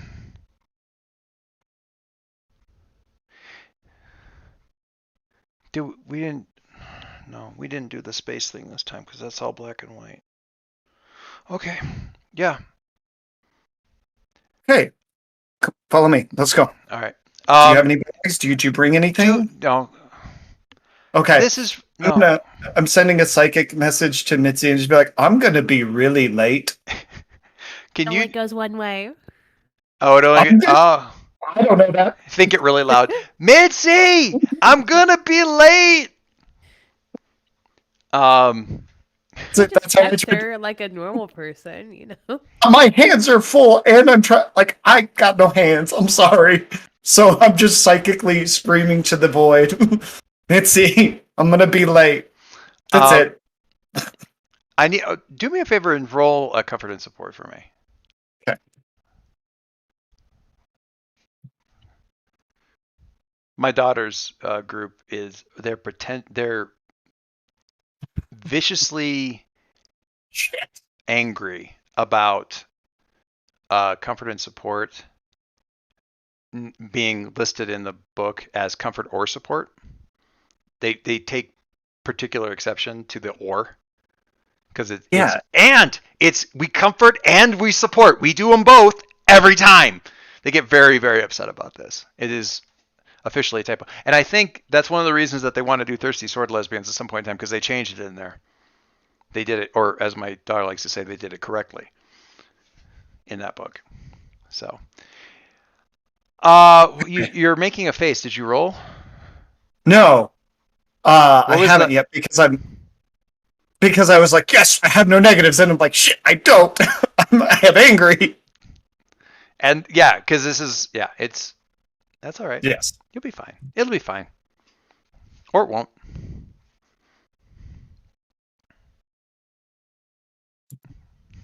Doesn't want to look. Oh, buddy. Okay. Oh, you know what though? I can do this. Hey, there's some potential for you. Hey, potential. You're getting closer. Okay. Always look on the bright side of life. Good luck with that. Oh, okay. Okay.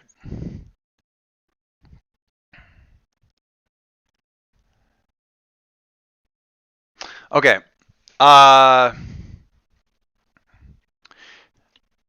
So you're going, and she's like, "Give me your phone." Okay. All right. I hand her my phone. What are you carrying? Why are your hands full? Or did you stop and get the leather stuff? Did you make her wait? I got the leather stuff. This is such like a. There's a certain like style of Wes Anderson movie where like she's just standing there in the sequined dress thing with like one shoe still on, like hanging in her hand, like by the strap, while you're buying stuff at a Tandy leather shop, and she's just sort of sitting there like, "Hi," like to the checkout person, like it's just whatever. So you guys are walking. He needs to be played by that super deadpan girl from Parks and Rec. Oh yeah, Aubrey Plaza. Yes, her. Ooh. Okay. All I can imagine though is Caleb with his giant punk mohawk and vest, like an whole deal, and then this woman like model sequin dress. Just us two walking together. Aubrey Plaza in like the model sequin. Oh, if you've ever watched Legion, my main exposure to Aubrey Plaza is in the TV show Legion, and Legion is technically Marvel, and it is a mind fuck. So watch her in the guest chair on any talk show, and she's brilliant. Oh yeah. Anyway, so back to the thing. She hands you the phone and takes some of your stuff so you can see it, and it's just a straight up Google search for like the search that you use is FRS, false reality syndrome. And it's a thing that's been cropping up for the last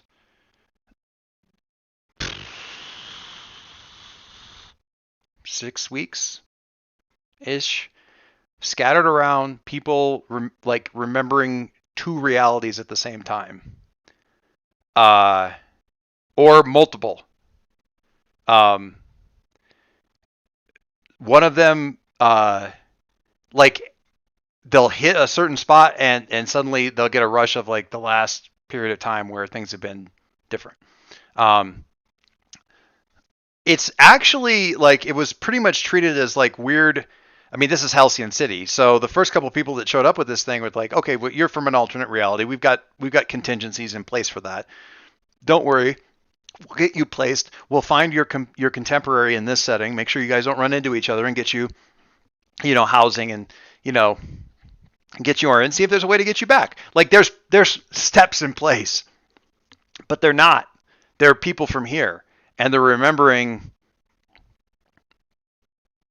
other tracks, and in some cases it's been very traumatic because you've got people who were married and had kids and don't anymore. That person they were married to isn't around, or they're married to somebody else. There are no kids, this kind of stuff.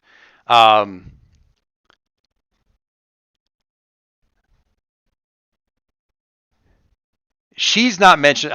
They said the cases are in the dozens at this point in time, and she's like, I think it's probably more than that, but a lot of people are scared about it. Nobody knows what's causing it. They don't know if it's some sort of vector thing. It seems to be replicating through social networks, and they don't mean like TikTok.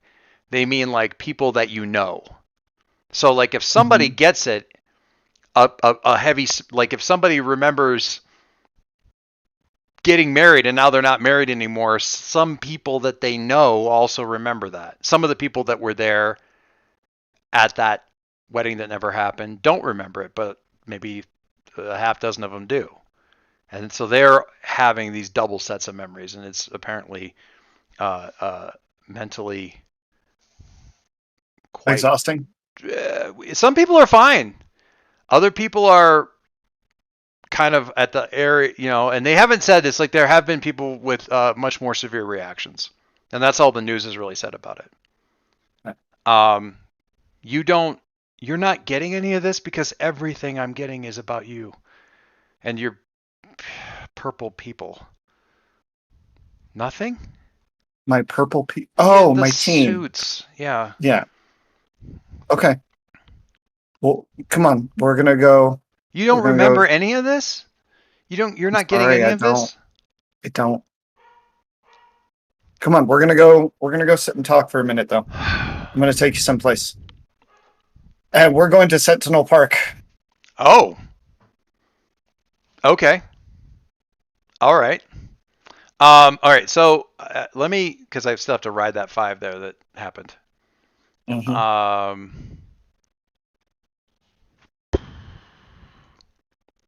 The fact that you don't have any recollection of this definitely seems to hit her really hard because it makes her feel even more cut off and alone from this whole thing. You see her deflate. Mhm. With any kind, like just at least, I don't know why you wouldn't be. It seems like it's always.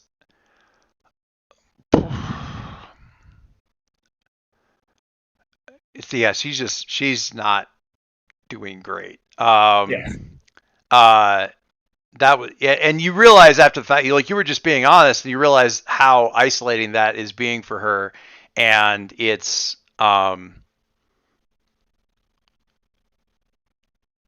yeah, it's you're not exactly sure what to do with that. Do you want to try, like, do you want to try to remember any of this? I'm going to, try but to I want to trepan myself, just to see. Well, so here's I can tell you what Caleb's plan is basically at this point, because she's clearly feeling alone, and like nobody else understands this experience that she's going through, and so we're gonna go to Sentinel Park, and he's gonna go like, hey, so you remember how I could do the like whole tentacle thing? Yeah, that's because I had somebody else in my head taking over my dead mom's spot. Like, I'm gonna trauma bond with her. That's what's gonna happen. That's all he knows how to do.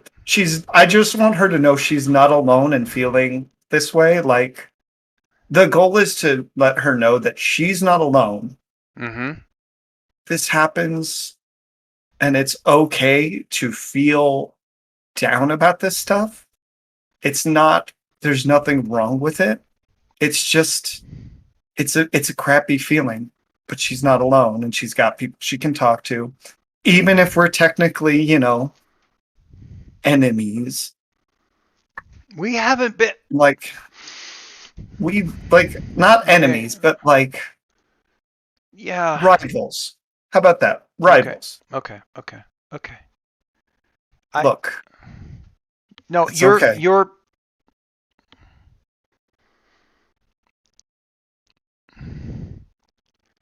I get what you're doing, but it's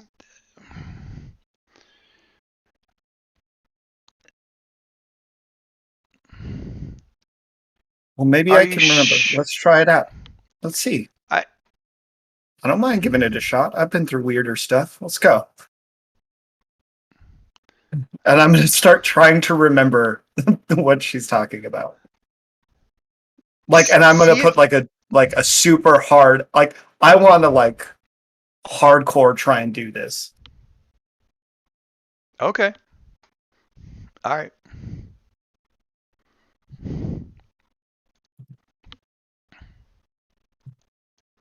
Hey, I'm actually good at that one. All right. Okay. Mark a condition. I'm going to mark hopeless because, like, after feeling like that's kind of how no, I'm going to go with insecure. Insecure? Yes. Okay. You push yourself to remember a reality that no longer exists. Mark a condition and roll freak. On a hit, you remember something. Now, let me make sure that. Hang on. Let me look at the sheet because the sheets are weird. Caleb. So if you mark insecure, defend, provoke. Yeah. Okay. Yeah. You should be fine. Hopeless would be the one that would screw up your freak roll, so you can just hit the freak thing and it'll be fine. Okay. No longer exists. The GM will tell you exactly who or what you remember. On a template, you can. Okay, gotcha. All right.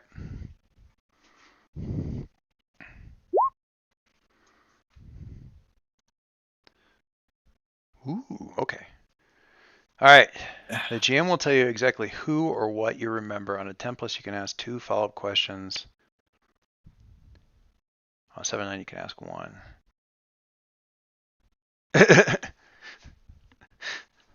That 6 result is pretty bad. Okay. Who are exactly? Right, I'll take the hit. Exactly what you remember. Okay.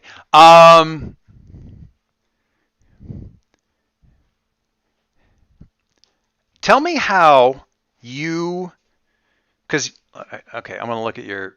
What did you end up doing for your delinquent? Like, what's your official thing with your delinquent stuff? What do you mean? Your like powers, my official power negation, psychic weapon, power negation, psychic weapons. So I had so power negation and psychic weapons are my things. Okay, your things. Psychic weapons technically, like I want you're them learning to be more magic. magical. You're using magic in general. So and it's psychic, it's still psychic construct somewhat. So you kind of like come at this sideways and go, okay, well maybe we can create some sort of connection here. So you kind of like take your mentor sort of did something like this with like trying to get you to open a conduit initially. So you kind of take her hand and sort of weave a constructed cord around your two clasped hands and the wrist and that kind of thing. And sort of like some kind of thing to kind of force it. So fun fact. That's a Celtic marriage ritual. Is it? Yeah, I just married us. Hang on one second. Could you guys not kill each other? I mean, oh, that's super not cool. Please put those up, okay? Thank you. Hi, I love you. You're awesome. Please don't kill your brother, and don't let your brother kill you. And vice versa. Please. I just came back to kids not killing each other. What happened? And also, the fact that there's scissors and Sharpies in evidence makes me less comfortable. I know there's a case on it. Please. Thank you. All right. Sorry, there was blood curdling yelling going on right outside the door, and I open up the door, and one is flat out on the floor, and the other one is on top of them, and they're both grinning, like they roll, and then there's like, no, what? Okay, yeah, so you bind the thing, and you kind of force this thing through, and you get, oh, Caleb. All right.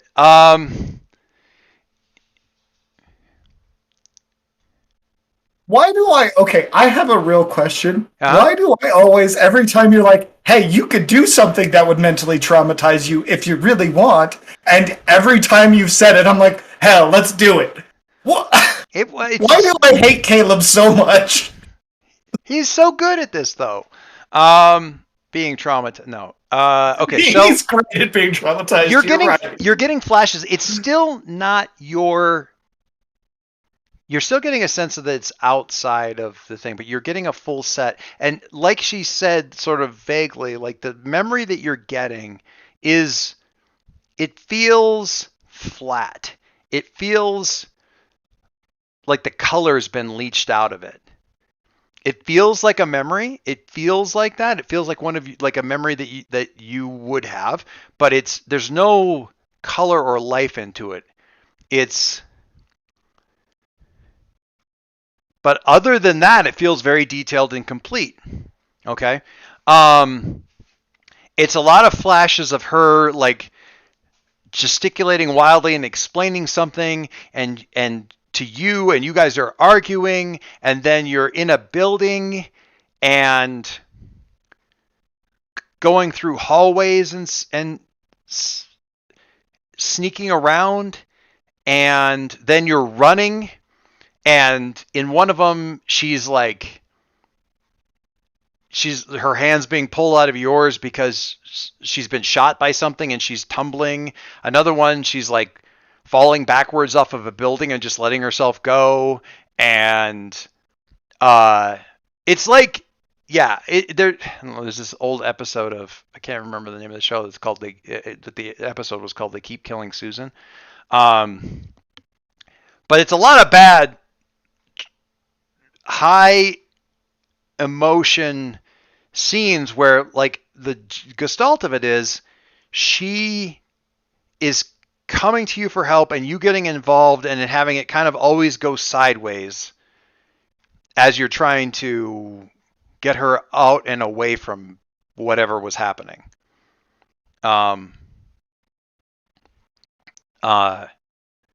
People are chasing you, like Men in Black kind of things. People in like assault gear, that kind of deal, in various configurations and stuff. No emblems or anything on it. That kind of stuff. It didn't work this time either. As you kind of come back to yourself, she's like, it didn't work this time either. That time, not this time. This time, no. It didn't work that last time, and now it's. I guess it never worked any of the times. I can't. It isn't like I've done each of these. I just remember having done all of these, except I'm here, and it didn't happen this time, except all the other times that I remember it happening. Mm-hmm.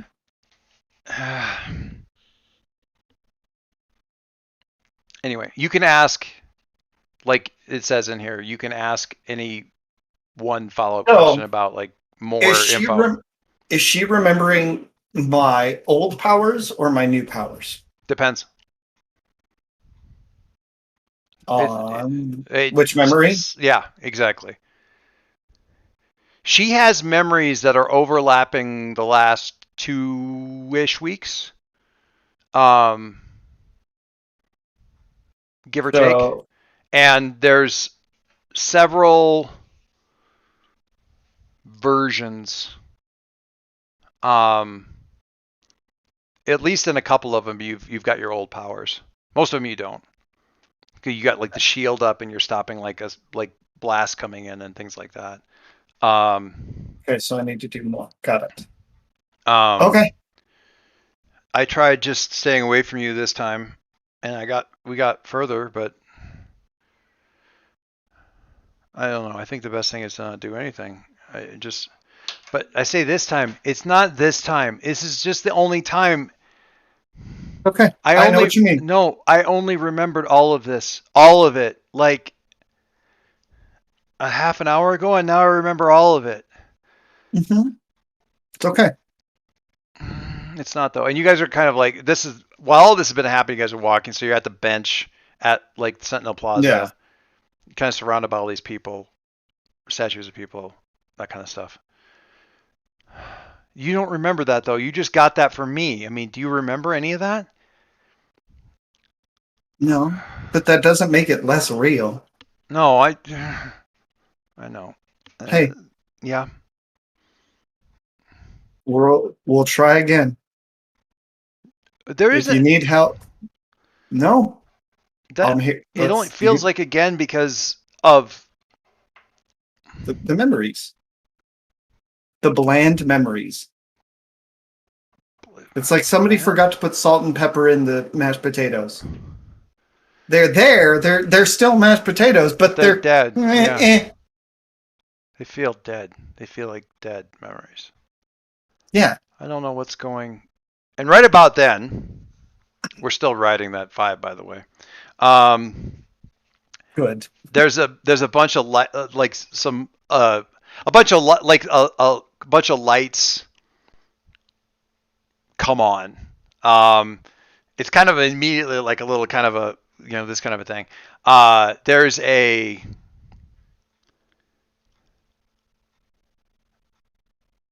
I don't know how Caleb would necessarily respond to this initially, but the first thing that is casting light is it's so imagine like a helicopter, but all the blades are off, right? It's the same basic body, but it's basically just using in-body turbines to stay up.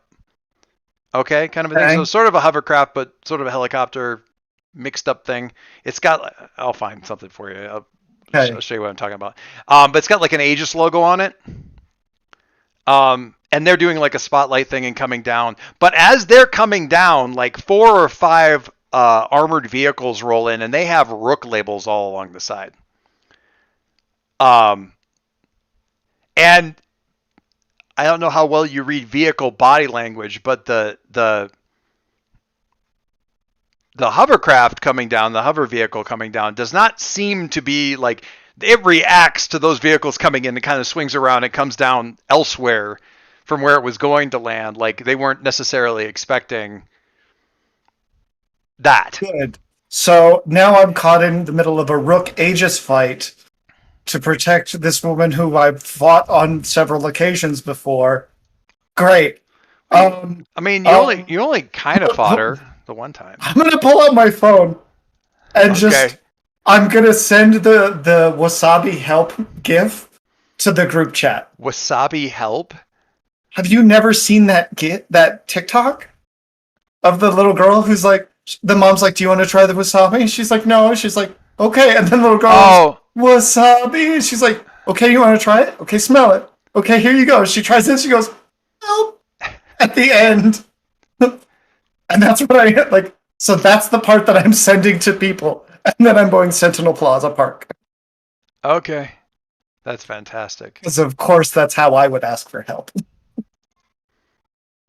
Okay, this seems good. That seems fine.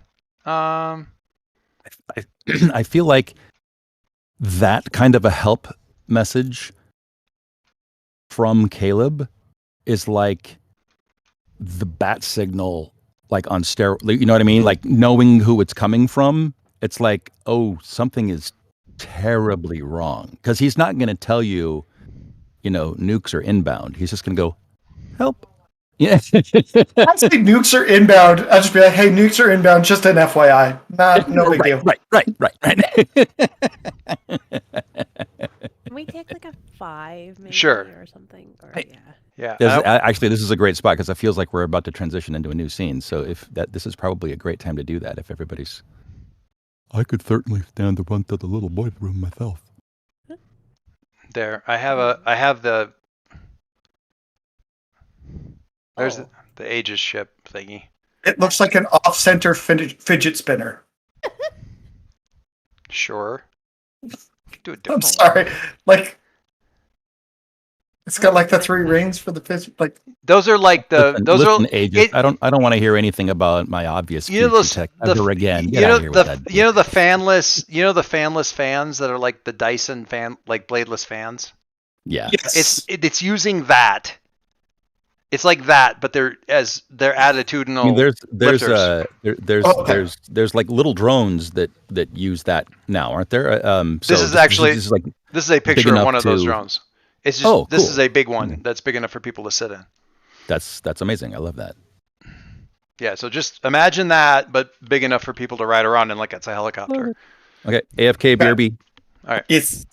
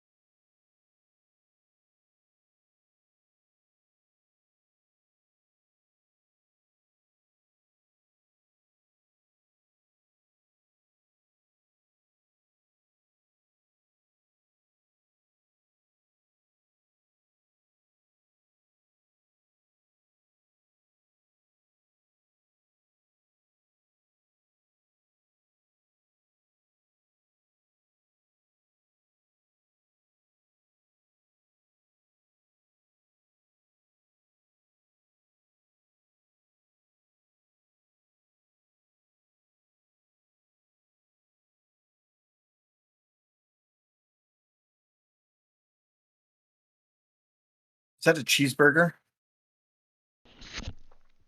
Egg sandwich. Nice. College egg sandwich. Oh, that sounds awesome. Microwave. I had 3 breakfast burritos for breakfast today. Yum. Oh, they were amazing.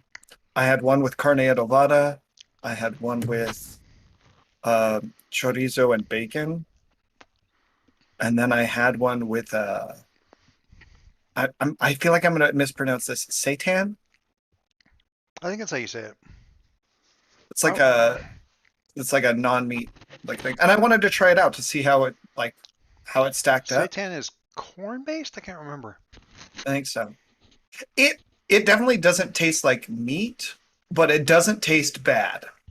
I feel like it's actually maybe it's wheat. I can't remember. It wasn't bad. It was very good with red chili.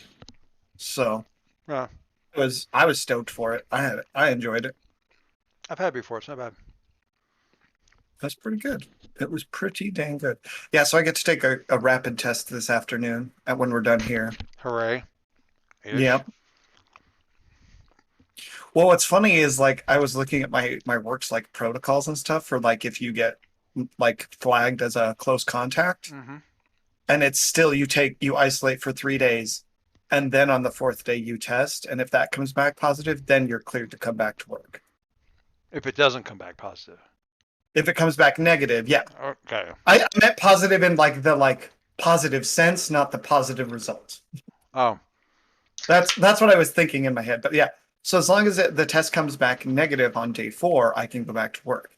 If not, if it comes back positive or inconclusive, like if it gives you a mixed result, they're like, that's a positive result.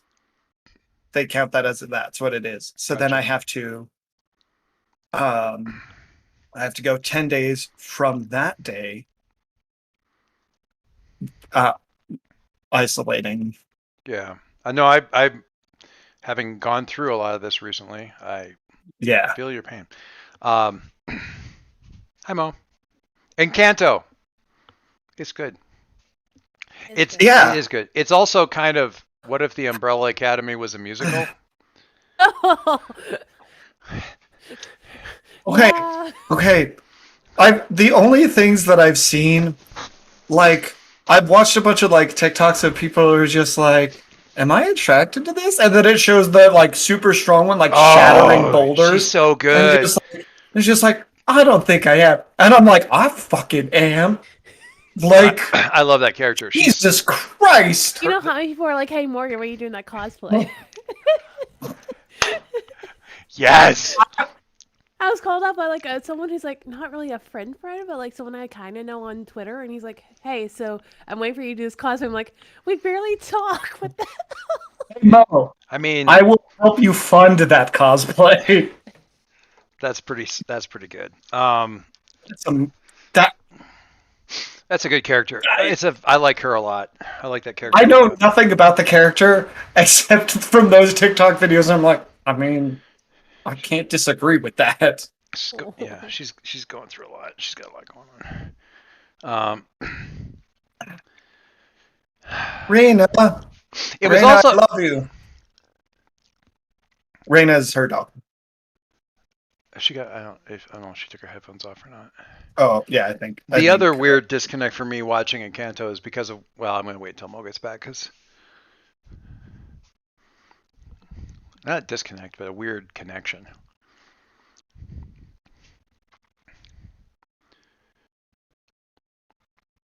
The other weird connection for me watching Encanto was I played a 1,000-Year-Old Vampire, and even though I started in Scotland, a very large portion of the last third of the story takes place kind of during the time frame that the flashbacks happen in Encanto, with like the shadowy silhouettes of people on horseback and whatnot. I think it's during the Spanish War in Colombia. Yeah, and or the stuff that happened. There's some stuff that happened in. Yeah, it was definitely in Colombia, and for whatever reason, like as you're trying to figure out.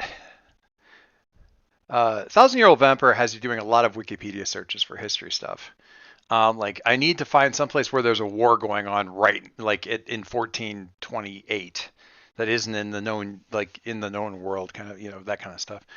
So yes, I ended up in like a Scotsman who ended up in Spain for quite a while, and then Argentina, and Patagonia, and then coming up through South America into Colombia, and finally dying like a pig dog in the islands around Haiti.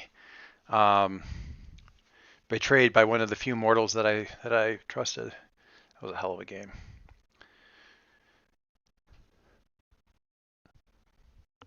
Not really a vampire guy, but it was a fun little.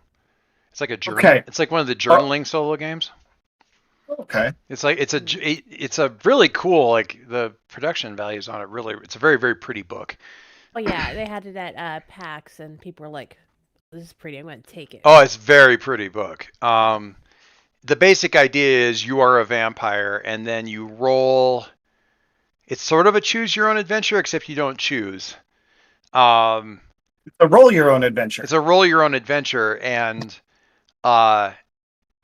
you roll a 10-sided dice and a 6-sided dice, and subtract the 6-sided dice from the 10-sided dice, and then that's the number that you move in the book.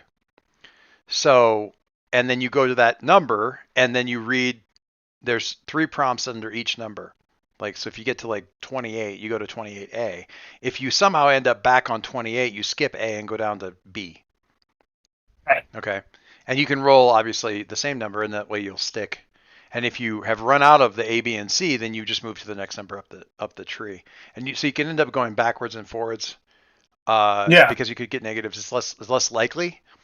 And when you get up into the 70s, around 71 or 72, all of the results, all of the prompts are, here's how you die, or lose your mind, or there's like one result where like, you're never going to die. We're so sorry. Like, because yeah.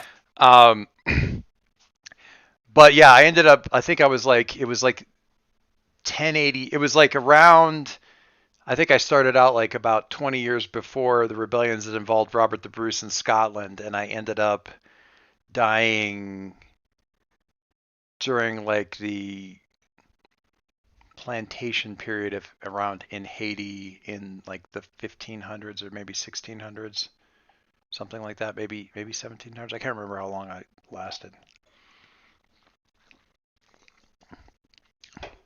Having had 2 rather abrupt 100-year. What game is that?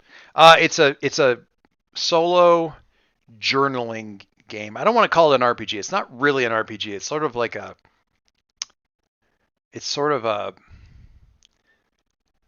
Sounds like it. Storytelling game. It's a storytelling game. Yeah, it really is. Muscle. Yeah, it is. And I would like to subscribe to your newsletter. I'd like more info on that. I've actually done some like sensitivity consulting for some journaling games. So I did it on a lot of the gigs that I'm having. Actually, all of the upcoming gigs I have are on ships that I know the Wi-Fi situation is either bad or prohibitively expensive, even for guest ents. So having something like that to do would be nice. I'm going to put this into the thing. I need somebody to test and tell me if this actually goes anywhere. So I'm going to put it into general. I'm actually going to toss.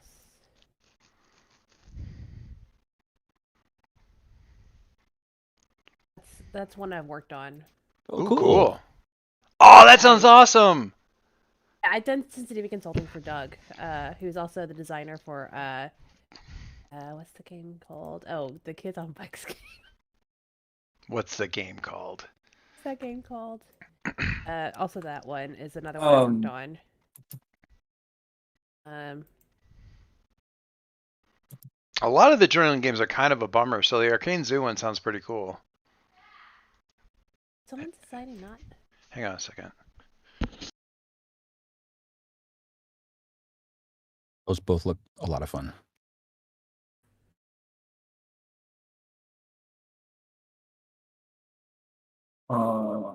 Apparently I have to sign up for Notion. I don't know what that is. Oh, I got in trouble. Notion's really cool. I feel like I should be doing more with that. It's really like a very robust journaling.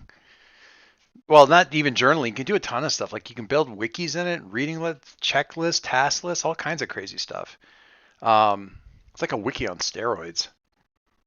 You do not have access to Joyce Testerman's Notion. Please contact an admin to add you as a member. All right. Well, you can kind of see if you're looking at the share. There's like you kind of keep a journal of what's going on, and then like a character sheet. And your character sheet is basically comprised of asset, like valuable stuff, people and people that you know, and memories. You can run out of memories. Those are the 3 I worked on, by the way. They're all Doug's. Those are cool. I'm gonna check those out. Read those for me. Make sure they're okay. I'm like, all right, cool. Nice. I don't normally do a ton of journaling games, but the 1,000-Year-Old Vampire was just so damn pretty that I thought I'm gonna give it a shot. And I like the convention of giving up memories as well. So I think that's one of the problems with the Dogs or bananas. Yeah, I'll see if I can't. If you go and look up 1,000-Year-Old, because the idea is you can only keep. You have like 5 core memories, and then you have like moments that reinforce them. When they're full and you have no more, when you've got all the little like key points that reinforce those core memories, if you have no more space left, you have to give up a memory in order to make room, because you just don't have enough for any other big core memories. You can move them into a diary and have them, but the diaries can be lost. So I hit a point in 1,000-Year-Old Vampire where I was having flashbacks. Basically, I was seeing my sisters, because this is 600 years previous. I was seeing my sister's face on basically every young girl that I saw anywhere in the cities or anything like that. I was seeing her face everywhere. She was the only thing I was painting. I had learned how to paint, and I was painting this sad girl all the time. I was painting her being sad. And I had no idea who it was, because every memory that I had that was connected to my sister was gone. And I had lost the journal where I talked about her. So I was having flashbacks to this face of this person who was constantly haunting me, and on the face of every person I met, and I had no idea why or who it was by the end. Wow. Yeah, it was. I'm not a big vampire person, but that was a pretty cool thing. I kind of am, and I also think that specific mechanic would solve so many problems that creep up in the like ultra long form vampire games that I've played in, where you get like a lot of XP bloat, and you're not these sort of young fledglings, struggling against. There's no XP. You are the man. There's no XP. There's stuff that's valuable. There's people that you have around you. That link might work better. There's people and things and your memories, and those are the only things that are valuable. And if you start running out of one of those, things can go very poorly for you. Like if you need a resource, because it'll say like, I had to read the rules a couple times to kind of understand what the guy was doing, but it's really cool. Anyway, I didn't mean to lead us down that rabbit hole, but it's journaling games. If you're traveling a lot, Frank, journaling games, and I have to say, my one probably biggest lack of excitement about journaling games is they frequently are a bit of a bummer. I mean, if I can work out my angst in the journal instead of on stage, that's probably a good thing. If you can, I'm tossing in journaling games now that we're talking about them. I'm like, if you actually can see the 1,000-Year-Old Wiki, you can see that what I grabbed was when you buy it electronically, he gives you like a straight text version of it, and I move that into like a text, like the entire game is actually sitting there in a text thing in that. Oh, yep, got it. Yeah, so the rules are there, but it's better formatted, obviously, in the art thing. And then the character is the actual sheet where I'm like, either have or have crossed off my current memories, and you can do little like bullet list things.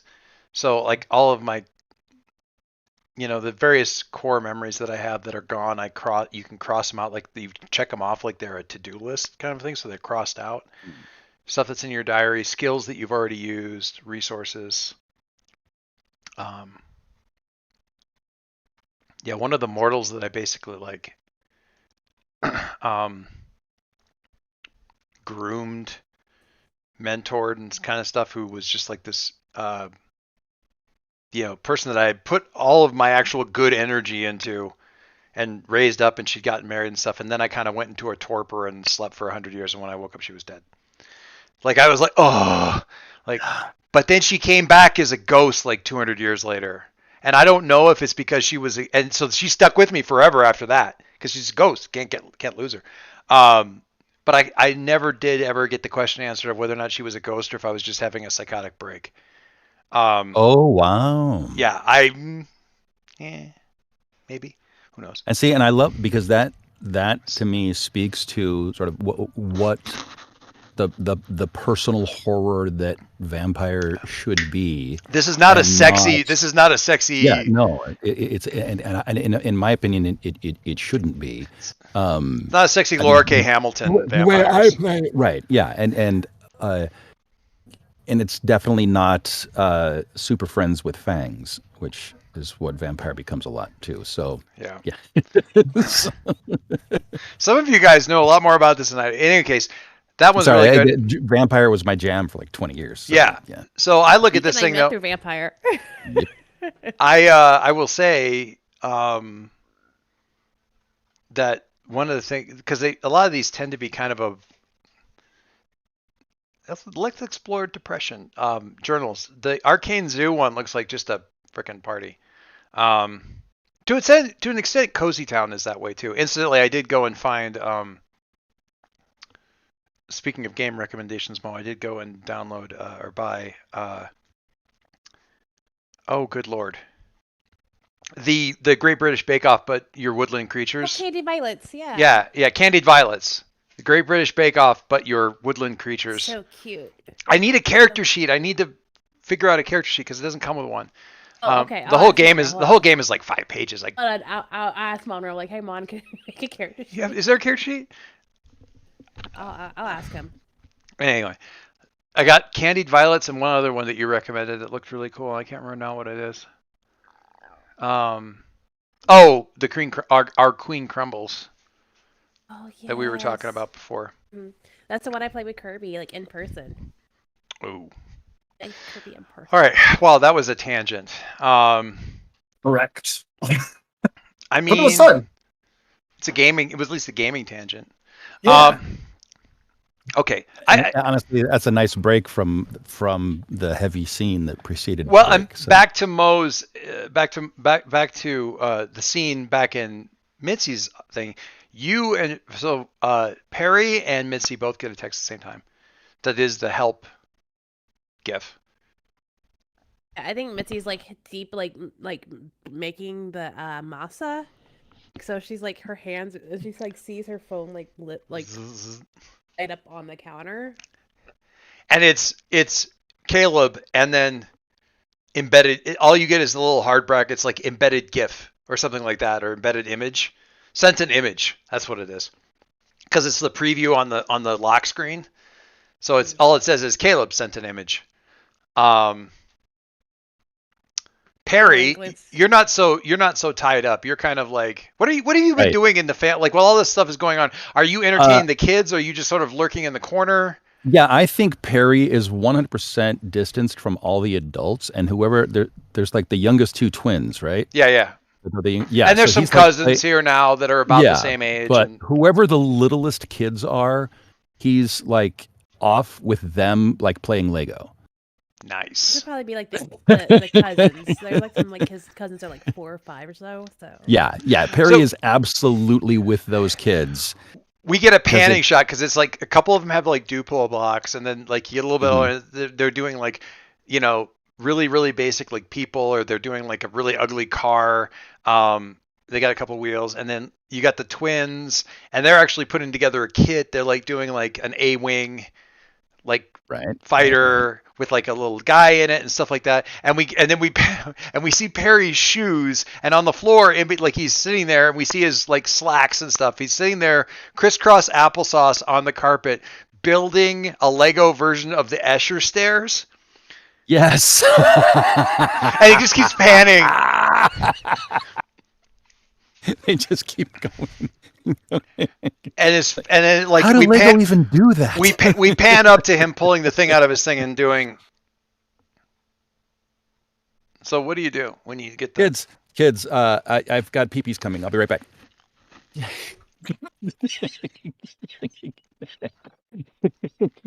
I have electronics right here, sir. Sorry. I was like, how would Perry talk to 4-year-olds? So what do you do? So I come out and at the corner of my eye, I see that Mitzi is like elbows deep in masa, right? So I'm like in her eye line, just the GIF, so she could see. And I'm like, I don't know what this means exactly, but it sounds very bad. We better saddle up. I think she sent him a message, like she'll send him like a brain blast and be like, "Oh, it's kind of hard to get out of this right now." You actually feel the connection open up, oh, that's how it feels when she's actually listening for a second, because it's like when somebody flips on the mic and you finally hear the other room, you realize they were muted. Is there like a pantry door that I can open that would block the sight line from like the dining room into the kitchen? You know what I mean? So I can just be like, open, grab her, press the button that makes my suit go, and then like we both are gonna I'm just gonna she's portal busy, through the so I'm pantry. gonna grab her, so she's gonna show up with the bowl of tamale stuff because I'm like, that would be a phenomenally bad APB. idea. Oh, that would anyway, then the family wouldn't have tamales. That'd be terrible. Yeah. So you're so backing up here, Caleb. Okay, you have the connection open up. Mm-hmm. What do you? What did Mitzi say when you? I think Mitzi's like, "Hey, what's going on?" Armored cars, helicopter with no helicopter parts. Hovercopter. Hover. Where are you? Sentinel Park. Hi. Long story. There's Rook armored cars here, and an Aegis flying thing. Do I fight? I think she's eventually taking off the moss out of her hands and washing her hands as she's talking to him, and she's like, fine. Your mom has a hack for this. Your mom has a hack for this. She actually has a pack of 100 surgical gloves that she keeps in the pantry for making abuela stuff. Yeah. So she doesn't have to wash her hands as much.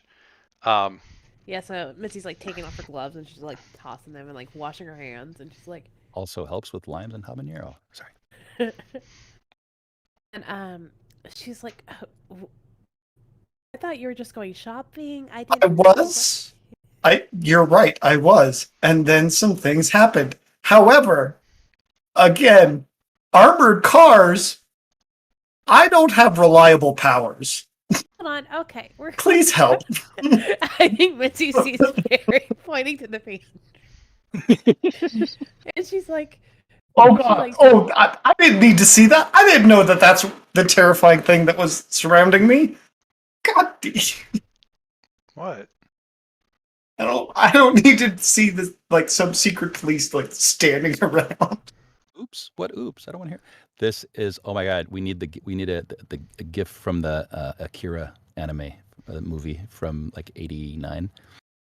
There's absolutely one of them. This is actually real life special police from somewhere. Oh Jesus! Oh yeah. Oh. That's why it's terrifying.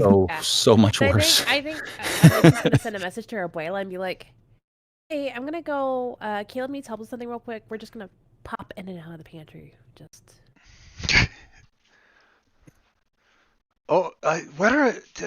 Get your mask on. Right. And she's going to quickly run to her room and run back. We have masks? I have a mask at least. You could get your, I don't know, what Perry's like suit transformation. Yeah, Do we have those it'd yet? be Want Perry to have a her- magical girl transformation. that absolutely. Please let that happen.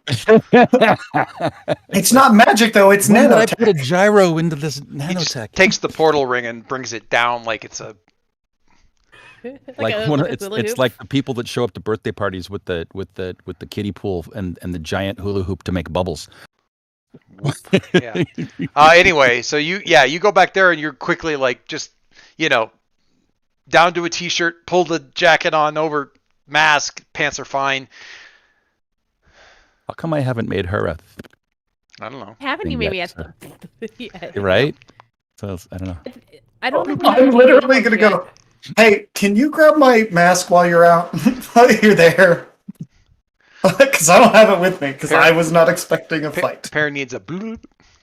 All All right, so the portal, like all this stuff is happening, things landing, the deal, and Facet is just like, oh god, I can't take this on top of everything else. I'm gonna have to go. You're gonna have to go where? Well, she just kind of weakly gestures in the direction of all the Rook vehicles and stuff like that.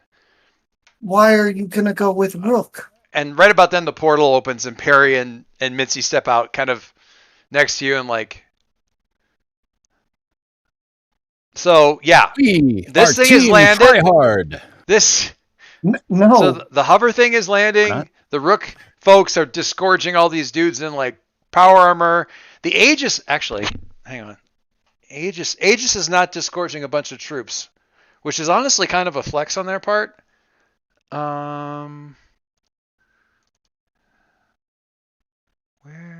There we go.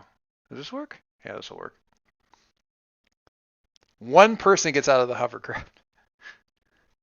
That's Ooh. There. What's that? What is that? Who's that? Somebody who, well, they're not, yeah, they're basically in that outfit. That's That's even more terrifying.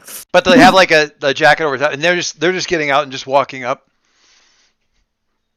Like that's the Rook rep. No, this is Aegis. That's the Aegis rep. Okay, got it. And then they've got all these other people, with like one, Sergeant Stronghold type, dude, sort of in the front, like doing the hand signals and stuff to, hold you up. Question real quick before we get into this. We're still in our old uniforms, right? We don't have our new ones yet? I don't think so, no. No, yeah, old stuff. Yeah, you wouldn't have, because that whole announcement thing hasn't been really... I think with the new ones we'll have to... But like... Right now you're like... I think, yeah, Mitzi's like slapping on her mask as like they're running through the portal. Yeah, kind of doing the thing and pulling on a thing and you're stepping through the portal like... okay. I'll reach through the side portal and like just casually hand Caleb a mask. Like, dude, I got you.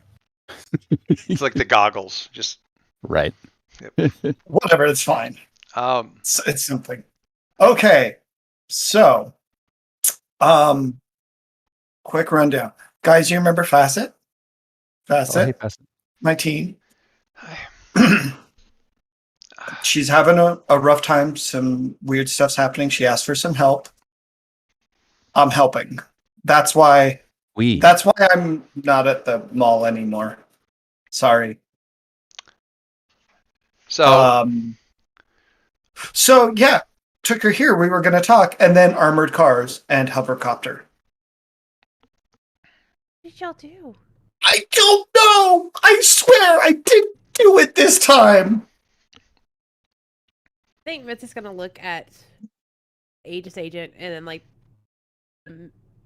special ops. Yeah. Am I getting anything like from them? Like, am I just off of which one? Off the like any sort of like brain directives. You on a leash? Weirdly, no. Oh. You're getting like some kind of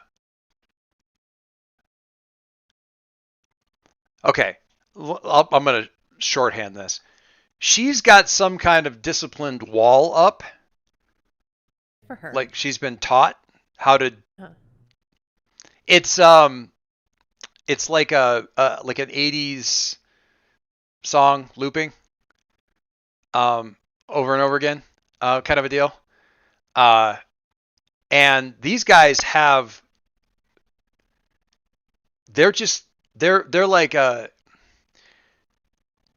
psychically speaking, they're a bald head. Like they're completely featureless, like no face, no eyes, no, like psychically speaking, they're just the head shape with no features. So you're guessing tech. It doesn't feel like a wall. It feels like they've got some sort of interference up. Okay. Some kind of thing. Whether or not that's surmountable or not, but at first glance, they're basically all just featureless faces. If that makes sense. Does that make sense? Oh, that's great. Yeah.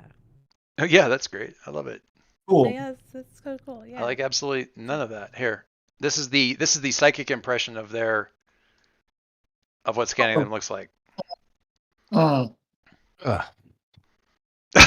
Wow.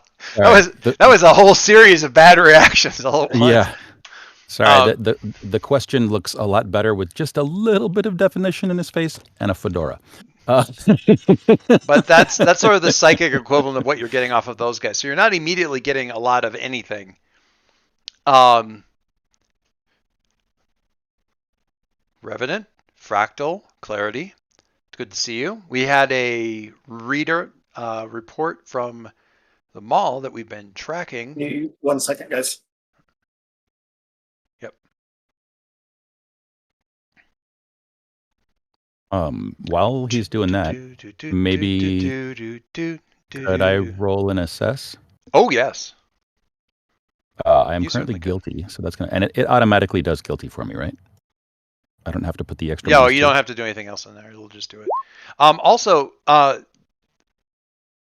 Mo, that's the surface of, that's just you going, I'm just gonna listen for a second, and there's stuff in the way. If you want to like actually unleash your powers to extend your senses and stuff and try to get around this stuff, by all means, let dice hit the table. It's not like you're like, no, I'm just, the door's locked, you can't get through. It's not that kind of a thing, but that's the initial.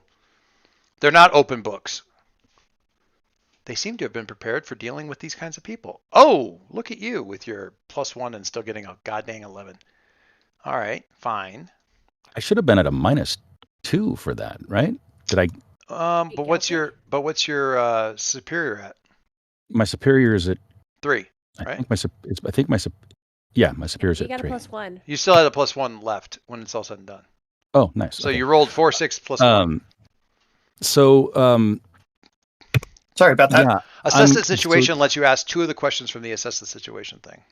Yaith, who is in the greatest danger, and what here is the biggest threat? Ooh.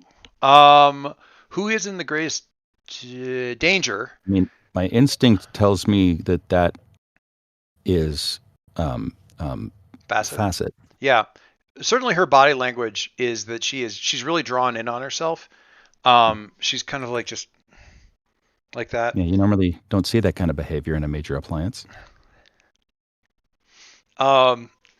So she seems to be really drawn in on that and not scared, but just really, really stressed and you know, kind of almost what's what I'm looking for? Defeated about the whole thing. Yeah. So that's Facet. Yeah. Well, she's just like, oh well, the gig is up, kind of that thing. Mm-hmm. So she jig, whatever. So that she's the one who's most dangerous. Probably the biggest threat here would be at your initial glance, the biggest threat would be the Rook squad, because there's like 3 armored cars worth of people, so call it like 18 people, give or take. And they all look like these Goombas and the riot stuff. Yeah, and they're all like, and just what we know from the fiction is that they're at least prepared for dealing with some of the superpowered individual crap, based on the fact that they're coming in like with some kind of psychic shielding or whatever going on on top of everything else. So they're probably the biggest threat in the short term. Okay. Having Aegis pissed at you is not awesome either, but you're talking about immediate I threat. Mean, the fact that these two groups know my name is enough to be just like, well, you know superhero what I mean? name, yeah. I mean, yeah, I could always short circuit that question by just always answering Clarity, but I'm not gonna. Who's the biggest threat here? Clarity. Clarity. Yes. She's like asleep. Clarity. But she's on our side. Yeah. She's still Clarity. Come on, let's be I swear. Sorry about that, guys. That was my work. They had to ask me some questions about yourself. Yeah. Yeah. Did I miss anything important besides Perry looking around and going, I know what's happening now? Perry did an assess, and I didn't know is Clarity going to do that as well? Unleash? I'm going to do an unleash, yeah. All right. Let's have it. Let's see what we got here. I figured that would be a cool thing to do. No, it's a good idea. It's an excellent idea. And you have the stats to do it. 7. A 7? 7. Oh, yeah, it finally came up. Wow, that's weird. Yes, that was so weird. All right, so cool. Unleash your power. So,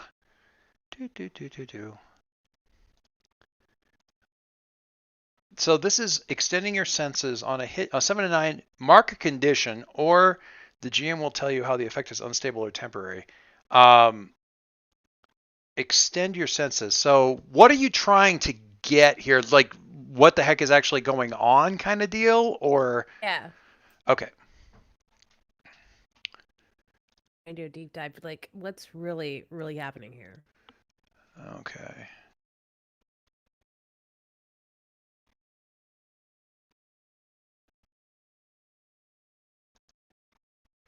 I have a good thing for you taking a condition that isn't actually like psychic blowback. Let's do it. If you're good with that, because that'll No, or I can well, it's either that or I can either give you a condition and you're still kind of got things going on, or I have the thing that happens that makes you stop, which makes it temporary. Well, I'll tell you what. I'll tell you what happens. You can tell me whether you take a condition or whether you just stop doing what you're doing. I'll say it like that. Okay. All right. So you go. Oh, look, she's got a wall. That's cute. That's nice. That's nice. And it is pretty good, but you are able to get back around there. And it also turns out that the people that are flying the hovercraft are not nearly as good as she is at the barriers. So they're kind of forgot up there. They're like, oh, they were far away. Never gonna give you up. Never gonna shut you down. Shut you. Is it shut you down? Shit. Never gonna go around. What's it? Hang on, I gotta Google Rickroll. 1 second. And you're all up in this guy's. Yeah. Never gonna send you up. Never gonna ghost you. What? Never gonna fill your tires. Never gonna feed your fish. All right, so you get in there, and what you get is that pilot. His name is Randy. Is getting briefed by Agent Parker. Sorry, Frank, but. Sorry, no, the lid on my mug wasn't on. I thought Randy got you. Anyway, no, that was me. So she's explaining. Luckily, I have a spare wet wipe on hand for just such an occasion. She's explaining to them, or briefing them as they're already in flight. We've got another potential FRS sighting based on behavior, and the security cam and audio footage at the mall. Based on what they're saying, they already had contact now with one of our superpowered operatives, or not operatives, what's the wrong word? Assets? Assets in the field, which isn't great because of the possible communicability of this. They're en route, and this is the person with the FRS is a Rook asset legally, so there's going to be a whole bunch of there's going to be some challenges there. We're going to try to keep this locked down and make sure that it does not escalate. Weapons are not hot, and we are keeping them locked down unless I say otherwise. Everyone really, really clear on that? Because we don't need to do another tangle with Rook, like what happened in King of Prussia. All right? So, all right.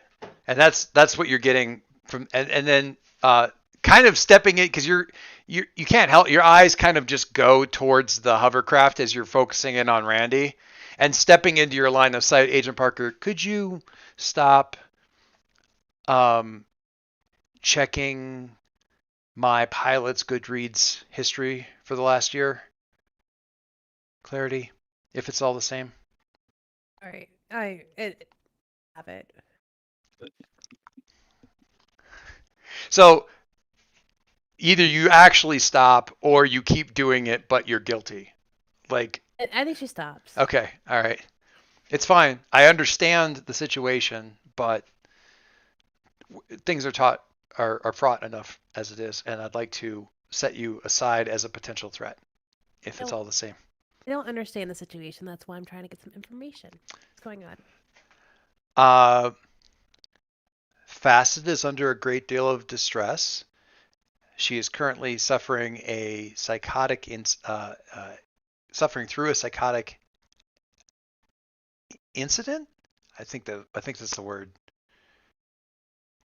Or possibly a psychic incident. She is dealing with some potentially temporally related blowback, and we'd like to help her if at all possible. And then the voice from the other direction is like, that is not going to be necessary. We have the means to take care of our own people. Thank you very much, Special Agent Parker. Do I hear? Temporal. Are they saying this out loud? Yeah, they're the Okay, agent is doing that, and then one of the other people with the masks is doing the thing as well.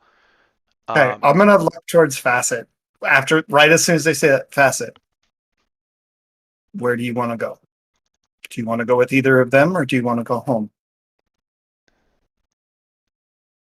I'll just drop that in here.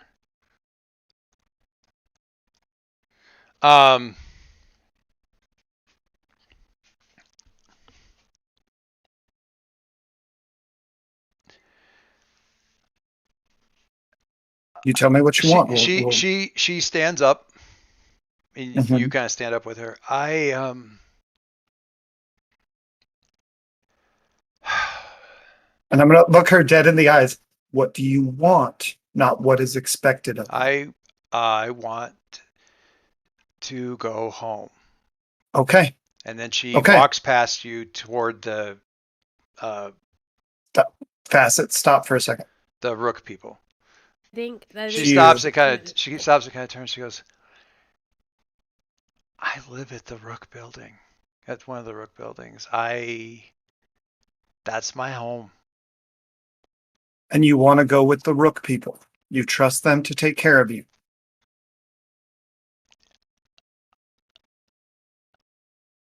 I want to go home. Got it. Not with the Rook people then. I'm gonna look. And so the big guy, the big, dude, steps forward. The lady has already said she wants to return to her address, to her residence. We are here to escort her. Is there a problem? I'm gonna ignore him entirely because fuck this dude. I don't care about him. Agent Parker. Yes, Revenant. If we help you, can you promise that she will get to her original home safely so that she doesn't hurt herself or anybody else? Her only registered address is the Rook buildings. We have no idea what any other address she might be, and she's indicated that she wants to go to her current address. Okay. I just needed to know. Legally speaking, Aegis's hands are tied. Okay. Got it. Thank you. Legally speaking, Aegis is also responsible for making sure that we don't have a superpowered Donnybrook in the middle of the plaza that we just fixed from another team you may have heard of that wrecked everything here. So let's please not do that. Yeah, cool. Rook, you're just a corporation. You're all one big thing. I don't care about your name. Sergeant Rook. He's just. Does he try and shake my hand? No, he's just. I was okay, just. Thank God. No. I was like, good. Don't touch me. Okay. He just kind of like turns. He does this thing. His body moves 2 degrees over. Oh, is he in the like robot suit? No, he's got like. He just moves like that. Oh, he moves like that. Oh, good. Awesome. Okay. So there are a few things that we need to go over. You feel his eyebrows lift even though he's got the face mask thing on. You're the least terrifying thing I've seen in my life. Shut up. Okay. Look. That's got to be a provoke. Come on. Oh, you tell me if it's a provoke. I'm just doing it. It's fair. That's how you play masks. So, here's how this is going to work. If Facet is willing to go with you all willingly, and you are not messing with her in any way, and she doesn't get harmed, I'll walk away and I'll leave y'all alone. Never hear from me again. However, if that person gets hurt in any way because they trusted you, I am coming for you specifically.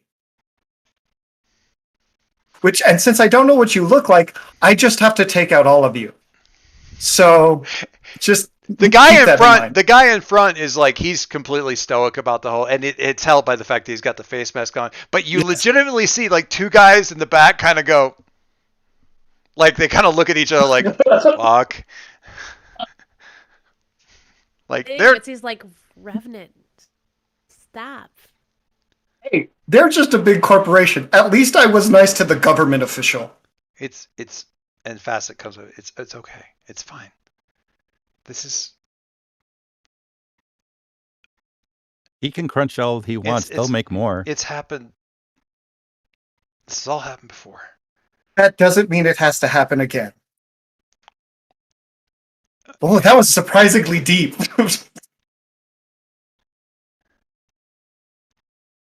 Perry is having a problem. Yes. What's up, Perry? Sorry. This is the first time that Perry has encountered the whole had so many light bulb moments. This is the first time Perry has had enough info to have a light bulb moment. So okay, so the Rook people, I keep wanting to say a word that starts with a C. My brain keeps like hanging up on this. Calling them the Rook Crooks. There we go. So the Rook group is retreating back to the armored car. Fast is with them. They throw like a jacket around her shoulders, like because it's cold, and she's in like this thing, and he goes, after you, and they kind of escort her back. It looks legit, if not for her body language just looking doomed. But not like, she's not terrified. She's just like resigned. Thank you. That is exactly the word. She's just resigned to this whole thing. So they kind of pull out. Agent Parker is still there. Now, as they're leaving or anything like that, does anybody want to do anything about Agent Parker? Yes. Special Agent Parker, yes. Special Agent Parker. Who's Patient Zero? For what? The temporal thing that is spread socially. Oh.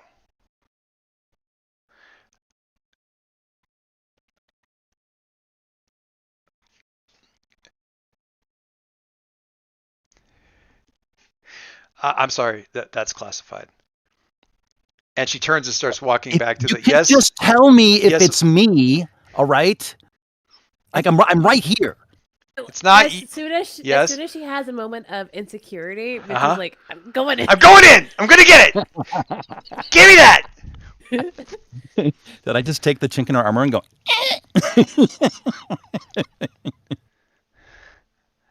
Yeah. Why don't you give me the unleash?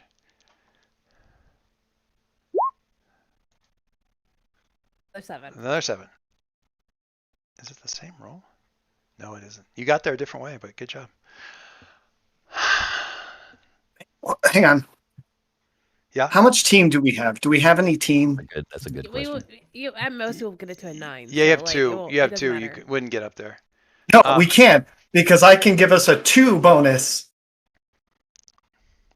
by causing a distraction, and I know exactly how I would do it. Well, no, she still gets the information. The way this works, it's just a matter of whether or not she takes a condition from it, which she might. Okay, all right. I just figured I'd like that. Hang on, we do have that option. Caleb would really like to cause a distraction. I would like to destroy something that belongs to Rook, okay? And have it be beneficial. That's a great idea. I need to clear some conditions too.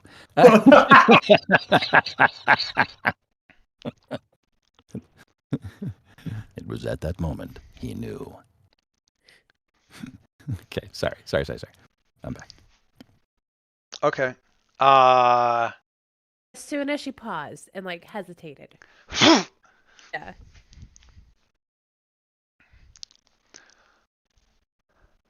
Love that Barry doesn't even realize that he's helping with the teamwork. It's just Barry doing Barry stuff, and then Mitzi can just dive in.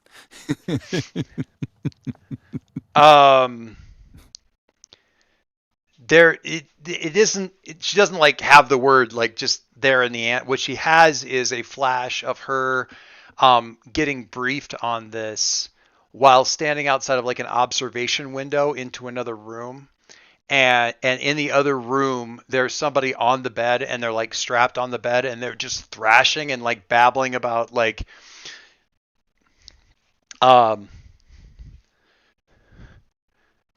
you don't understand. The city was on fire. Everything is destroyed. It was completely. Everyone dies. It happened. It's happened. I know it didn't happen here, but it happened. It's gonna happen again. We're getting right up to it again. You've got to let me out so we can stop it. It's Guardian.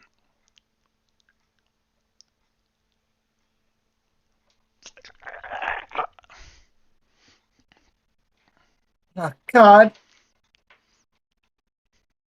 Whoa.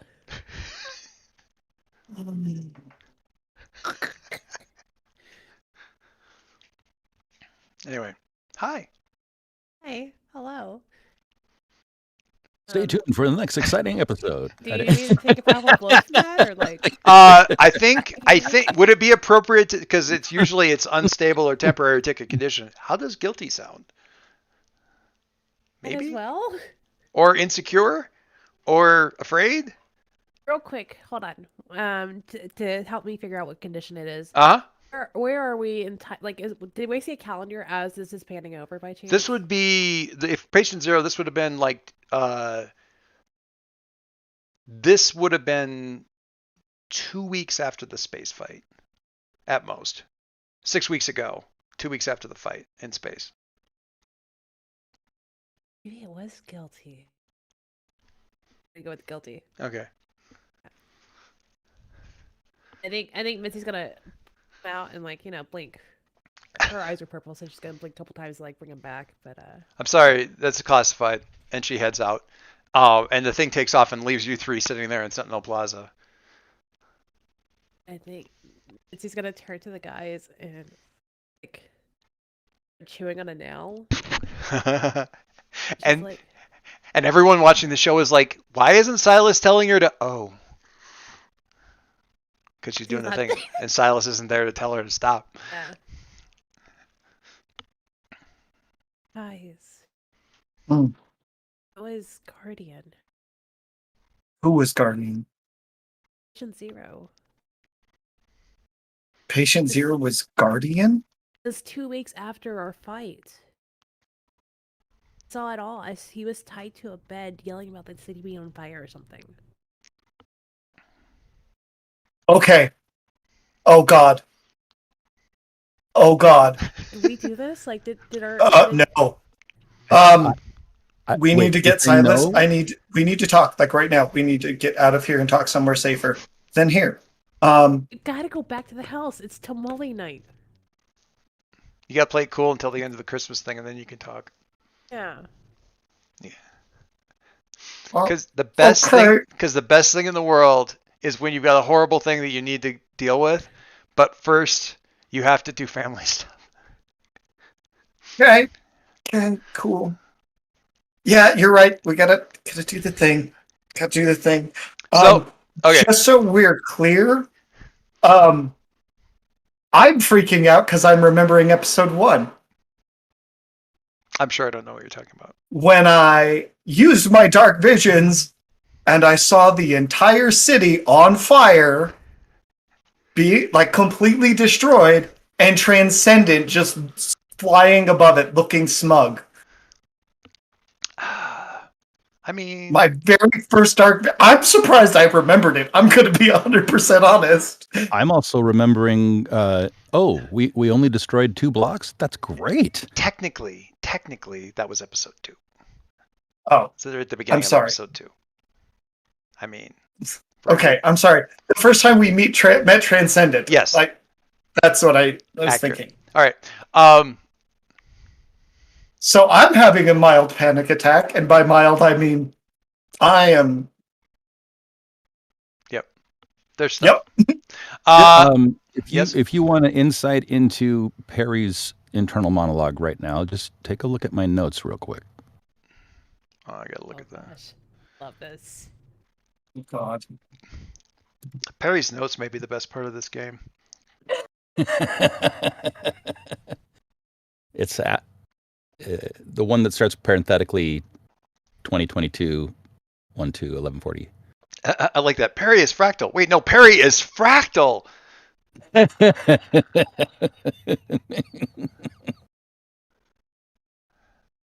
FRS light bulb moment. Oh shit.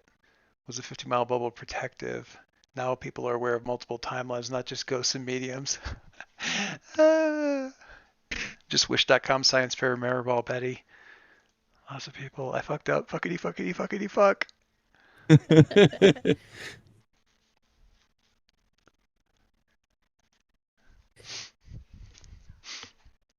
I mean, the bubble did come down, and about 2 weeks later. That's exactly what I'm thinking. It's about 2 weeks later, Guardian was bad enough to be in bed, like to be strapped down. Considering he's like a high functioning alcoholic, like. Yeah, it's easy for him to lock it down for, like, if he's having weird bad dreams and stuff like that, it's easy for him to lock that shit down for a while. Yep. So if it started from the bubble coming down. I think if it helps with the guys, she'll actually, like, grab each of their hands and just, like, pass that memory to both of them. Yeah. That's good. I just see, like, kind of, I assume there's a little bit of bleed over unless you say, no, I'm locking this off. But yes, actively passing the memory is good. Yeah. Thank you. So yeah, that definitely. So, aside from anything else, Frank, if you have scheduling difficulties and you can't make a game, we can pretty much say it's Perry out doing Perry stuff having to do with the time foolery. I think that's great. Yeah, because I'll go into more detail, but I'm pretty sure this is my only Sunday in January, unfortunately. This will be, and the thing is, this feels urgent, but it's not urgent. You guys have just found out about it. It's not like it has as much urgency as it needs to have. So it can be something that's gradually getting worse in the background, while other things are happening. I feel like masks absolutely lends itself to we are teenagers and everything is always the most important thing that has happened in your life. Yes.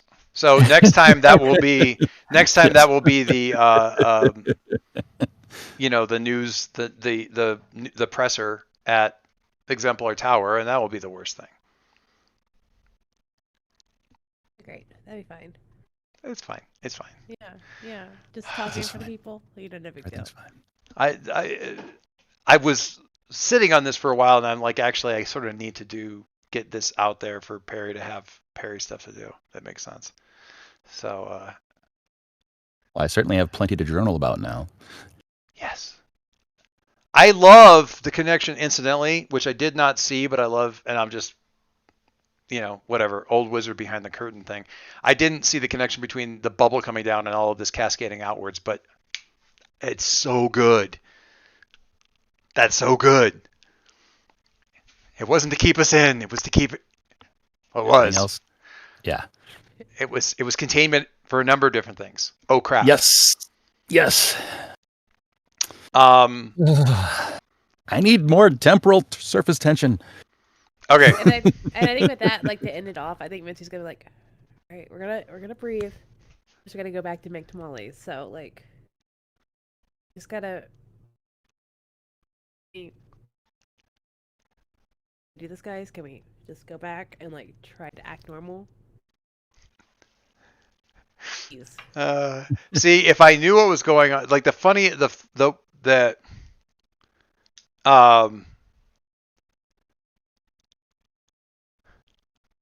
so many, like, never mind. I just think of like all the horrible, like, okay, we're going to just hold it together. We're going to get through the party. It's going to be fine. And then we'll talk about it. You portal back in there and like you portal back into Silas throwing your dad across the table or something like that. Like, That'd be so bad. yeah, right. It would be, yeah, but no, it's as awesome as that would be. No. All right. Perry, closer to the team, Okay. further away from the team, more into your image of yourself. I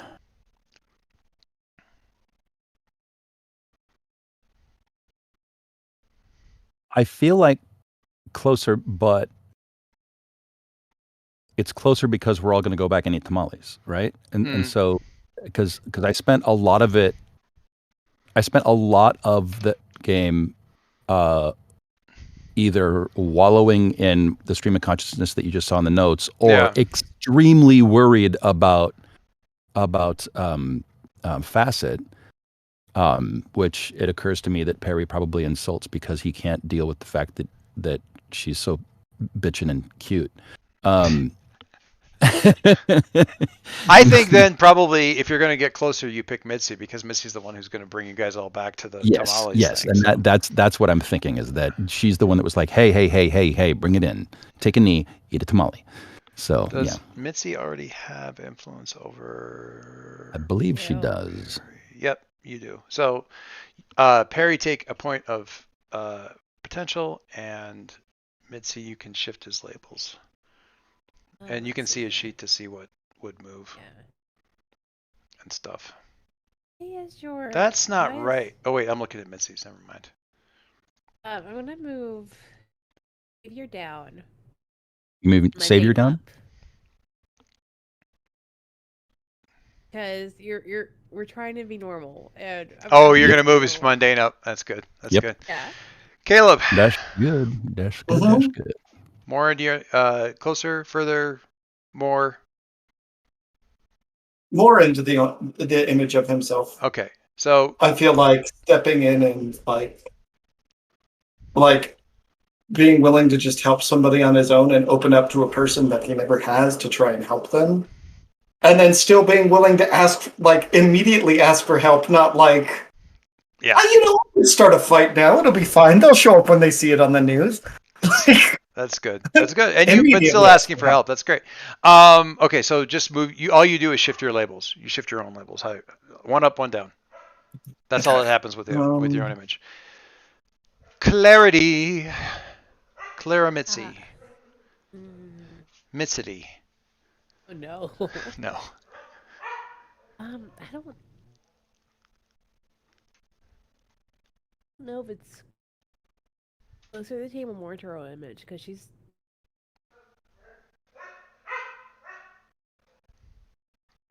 I feel like she's trying to get closer to the team by like trying to drag them, like, let's be normal. Let's try to do normal things. Yeah. Also, it's her taking the reins and be like, let's do normal things. There's a little. I tell you what. There's a reason that you and Silas have kind of paired off, because like there's times when like he's really engaged in like being Superboy right now, but there are more than a few times when he's like, can we just have this one thing be normal? I never get the normal stuff. I just want the normal stuff. And that definitely is him sometimes too. Yeah. Which I appreciate. I think it's gonna be more into her own image, despite she's rocking 3 conditions. Oh yeah. Oh, I should say, Perry, instead of taking potential, you can clear condition instead. Nah. All right. You do have a few.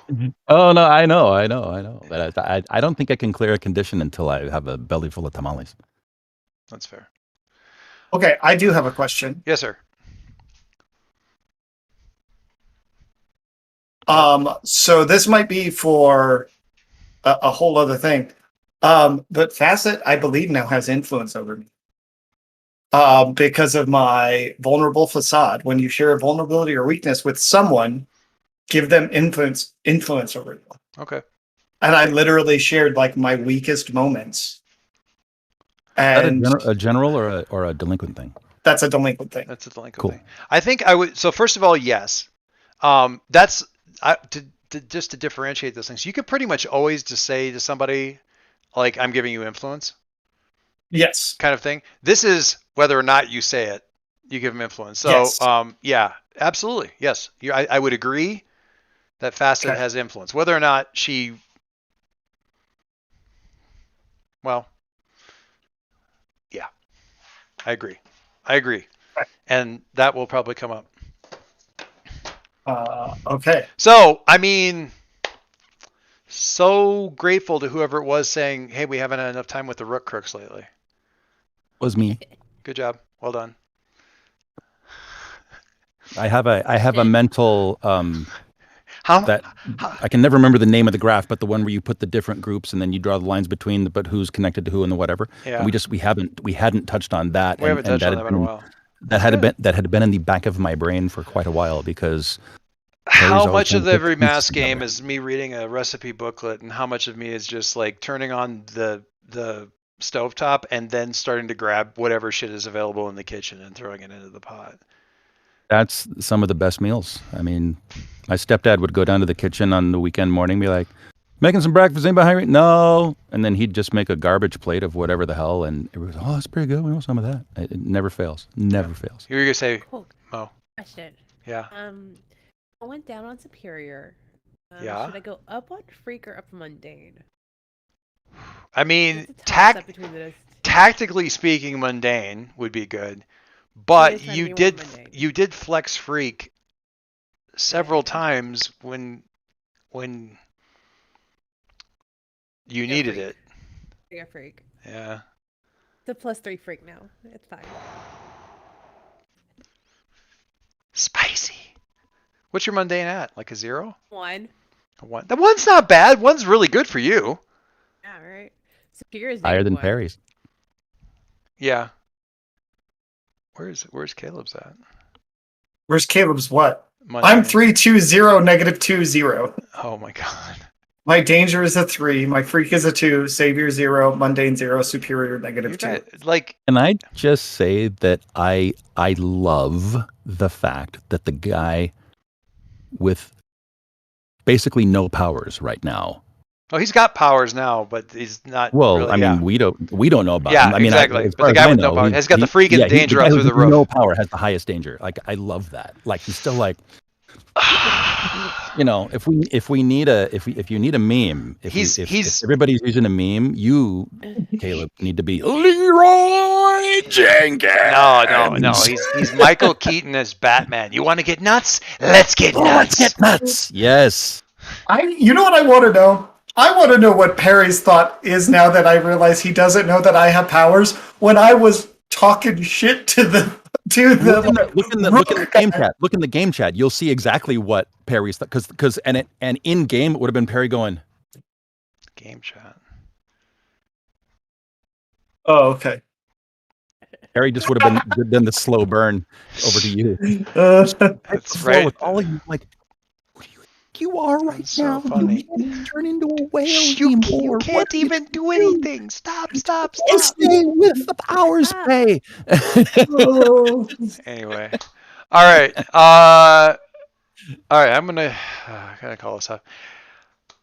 This was so much fun. Yeah, we'll have to see. I mean, obviously, we are officially in play it by ear mode.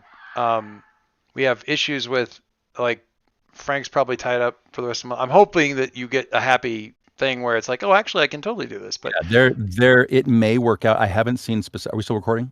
Yeah, myself. Okay. And while you're doing that, let me run up real quick and